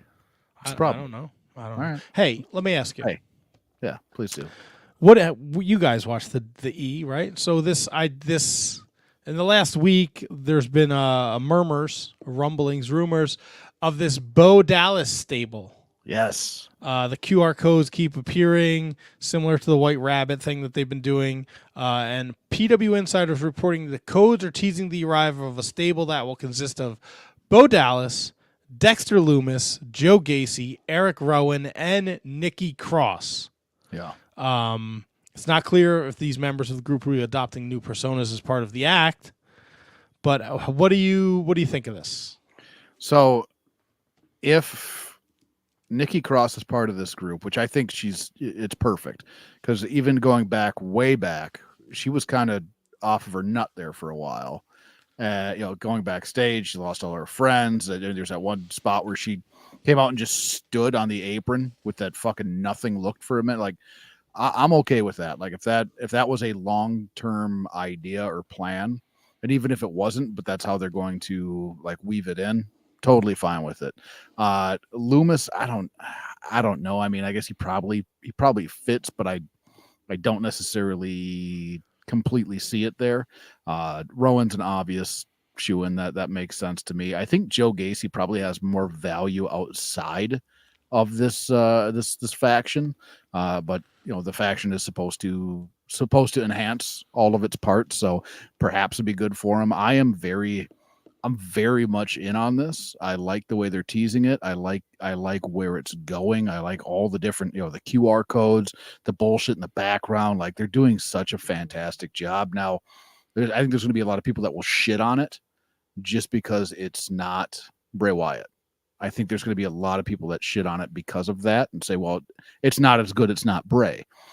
At the same time, I think there's enough people that will be behind it because of its ode to Bray in a way, and I think that I'm kind of looking at it, I guess, through my own optimistic lens. I really think it's going to be awesome. Like, I'm already excited for it, and fucking nothing's happened yet. And I'm already excited for it. You know how rare that is in wrestling now, where I can be that fucking excited for something where nothing's happened. Like, I'm there. So. I mean, here I would share that feeling with you, but none of you watch New Japan, so I just get made fun of when I bring that up. KJG, thoughts on? I think HK pretty much nailed it. I think they all kind of have that character trait where you could all see them. If Bray Wyatt was still here, they could all be some way involved with Bray Wyatt if WWE chose to go that direction, whether it be Dexter, whether it be Nikki, whether it be obviously Rowan or Joe Gacy.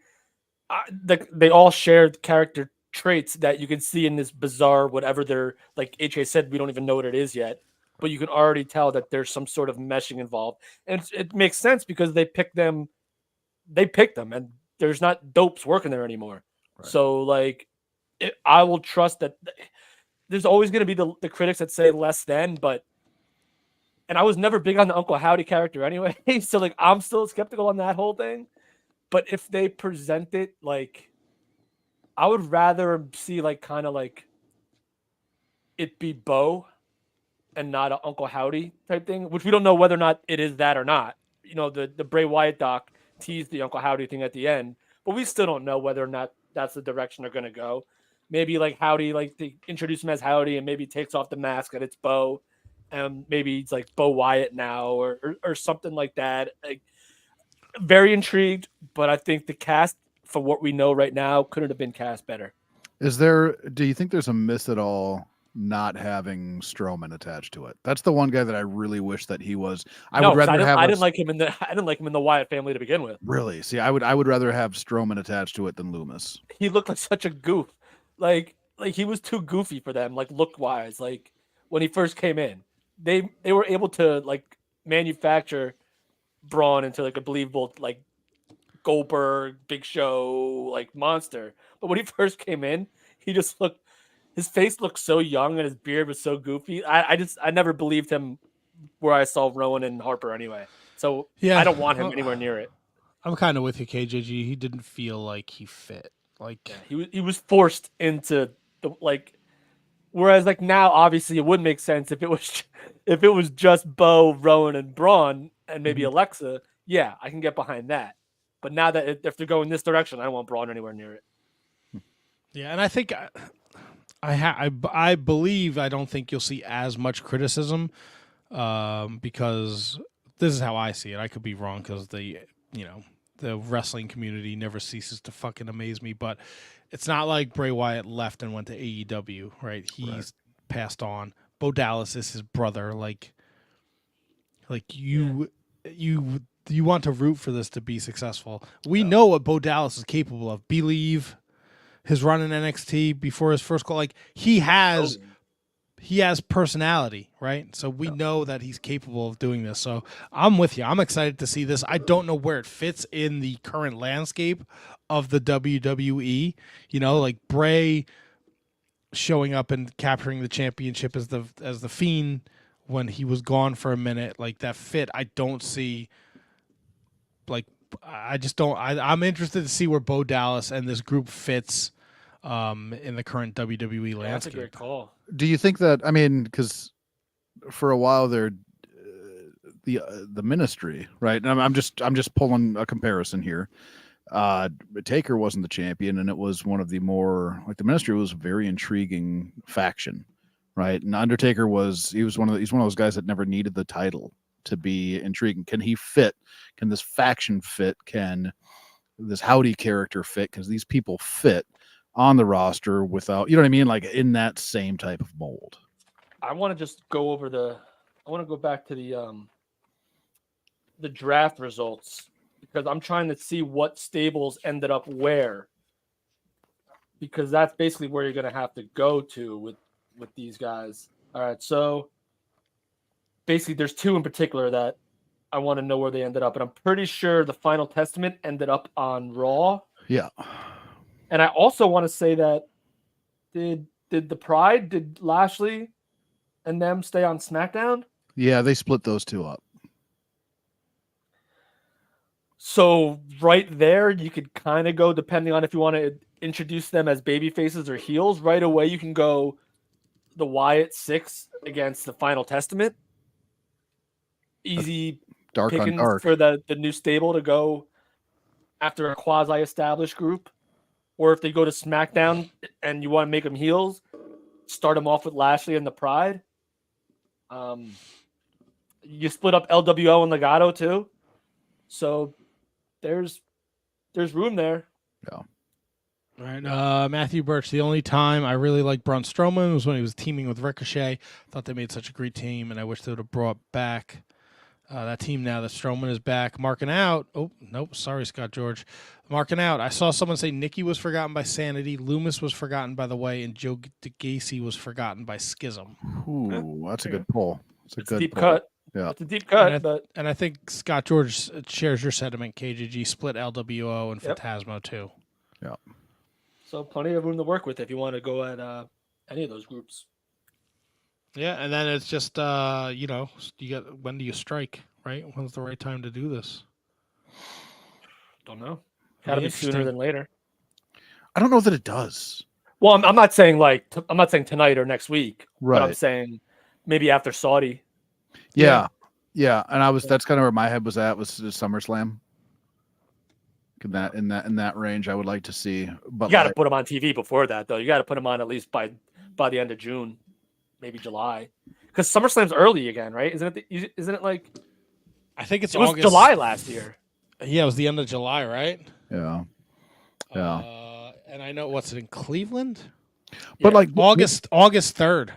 Yeah, they are garnering so much attention with these QR codes and these teases. Like they got some time to play it out. They could do maybe what Bray did, because I think the original Wyatt family debuted at a pay-per-view and just showed up. And so maybe they do something like that where they just come out. They may have actually beat the shit out of Kane too. I thought they showed up on Raw. Was it Raw? I'm pretty sure it was pay-per-view. Raw. I could be wrong. I thought they showed up on a PLE. They debuted November 7th, 2012. That's got to. Hold on. Sorry.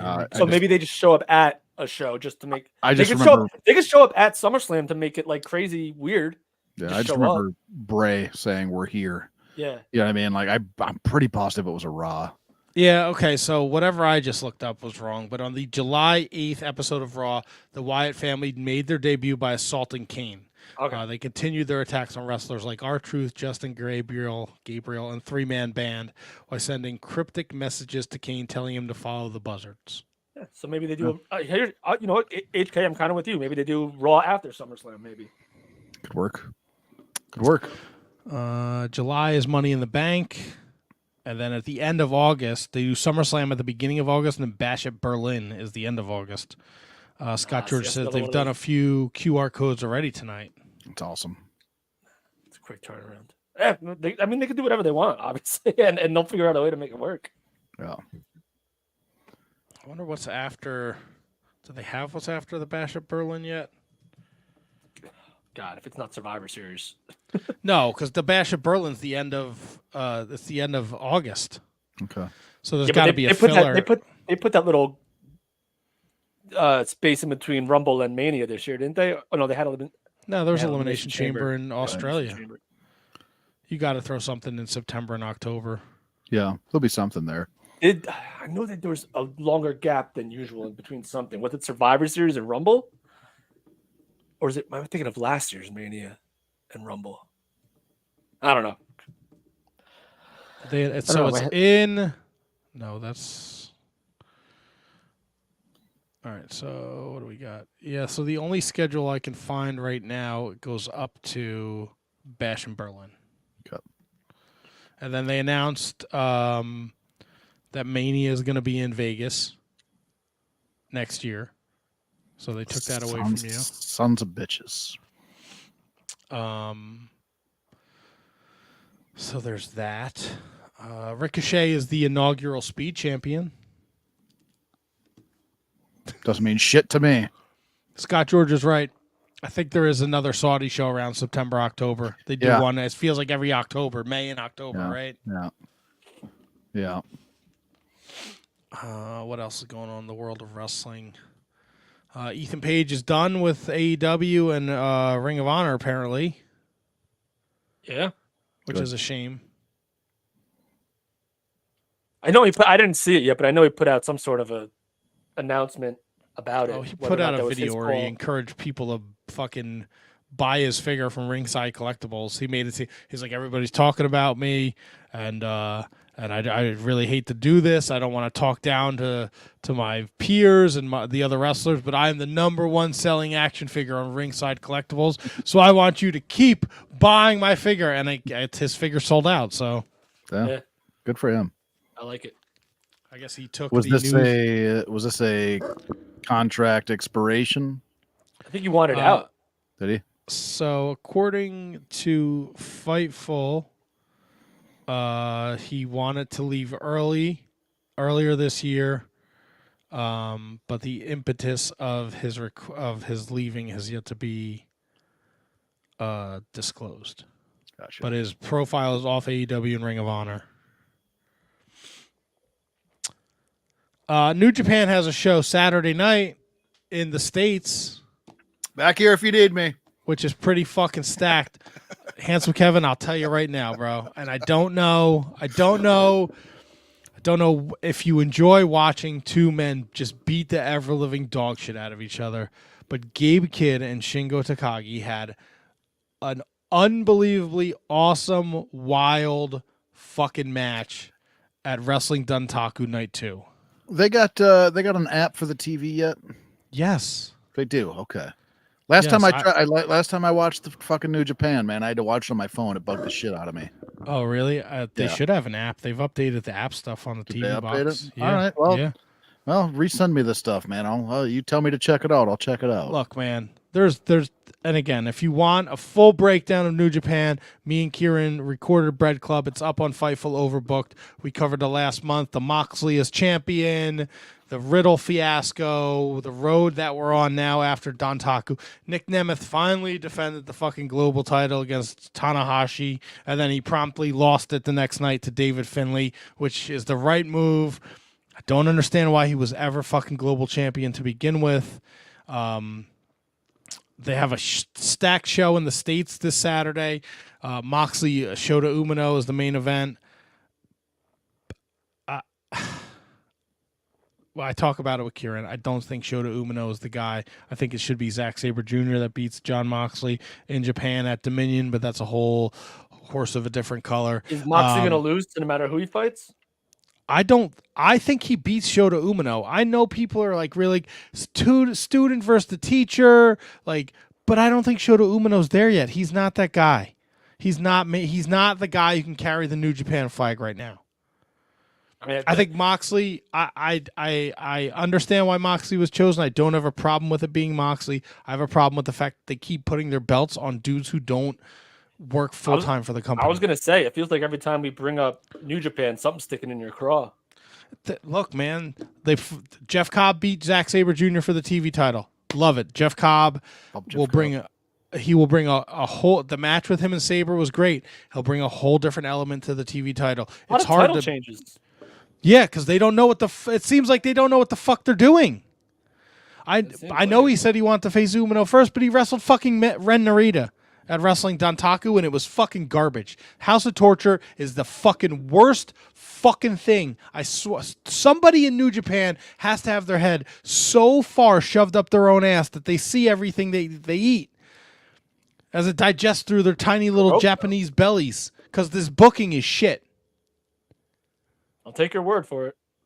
The fuck Yuya Uemura had an unbelievable match at the All Together show. Gabe Kidd is going to wrestle Kaito Kiyomiya, the brand new GHC World Heavyweight Champion, June 16th in Noah. These two dudes beat the ever-living dog shit out of each other at the G1 last summer, and this is going to be phenomenal. Gabe Kidd and Shingo Takagi was fucking awesome. I don't know why you put the tag team titles back on Chase Owens and fucking Kenta. I don't understand. Whoa. Wait a second. Let me get this straight, Matt. Yeah. Sorry to change topics real quick, but we talked about Tongaloa and Tama Tonga reuniting in WWE. So wait, they continued with the Guerrillas of Destiny name with Hikuleo and El Fantasmo? Yep. What? Yep. That was the stable. That was the when these guys all left the Bullet Club, they became the Guerrillas of Destiny. Ah, that's right. There's a lot that I'm still bothered by. Yes, it is my buddy Tanahashi and his stupid booking. There's a lot to look forward to. I think Gabe Kidd beats Eddie Kingston in the No Ropes Last Man Standing match Saturday night. I know that New Japan now owns Stardom now that the creepy kid toucher's gone, allegedly. So there's still stuff that is sticks in my craw. I just leave it at that. Got a sticky craw. Yeah, craw sticker. Yeah, there's it's been a rough 2024 for New Japan, and me and Kieran talk all about it on the Bread Club, so you should check that out. Another long show for us. Thanks to Kate for Kate's Corner. Thank you for Ruby Raze for joining us. She was a hoot. Tony dropped in, talked some glow. Raze, dude. Raze, Ruby Raze. Ruby Raze. She had a great time too. She sent, I always check when we go to break, and she had a blast, and she loved laughing with us. So, she'd love to come back anytime soon. So that's great. And, we don't have a guest next week. We do have a guest on the 20th. The voice of GCW, MLJ, will join us. So I know he's like a wrestling historian. So I'm sure we'll have a lot of old school wrestling to talk about with him. Rich Maxwell is June 3rd. What's his fucking moniker? The main feature. The main feature, Rich Maxwell, is June 3rd. So we're rocking and rolling. Handjob Kyle will be here in 2 weeks. And yeah, we're having a good time. Is there anything you gentlemen would like to finish the show with? Any words of encouragement? Stay positive. Keep it clean. Keep it clean. I like that. Yeah, I like that. I would like to remind people to stay in your lane. Control what you can control. Don't buy into all the negative shit that's out there. Just stay in your lane. Yeah. Just stay in your lane. We're keeping KJG awake. He's falling asleep over there. Sorry. It's okay. It's a long show, bro. Long show. All right, I'm going to hit this. You guys ready? So is Saturn. Oh yeah. Love it. Love Perry Saturn. This has been a Great call. production of the Shining Wizards Network. Your executive producers are Manny Kretzo and Main Event Mike Peterson. Our producers are Danny Russoniello, Kate Hensler, Matt Garifo, High Five, Tom, Ryan Schlong, Brendan Haney, Al Day, Kathy Hummer, William Mercier Jr., Michael Hammond, David Henry Bauer III, and Keith Parker. For everything Shining Wizards, visit shiningwizards.com. And don't forget to listen to all the great shows of the Shining Wizards Network. Good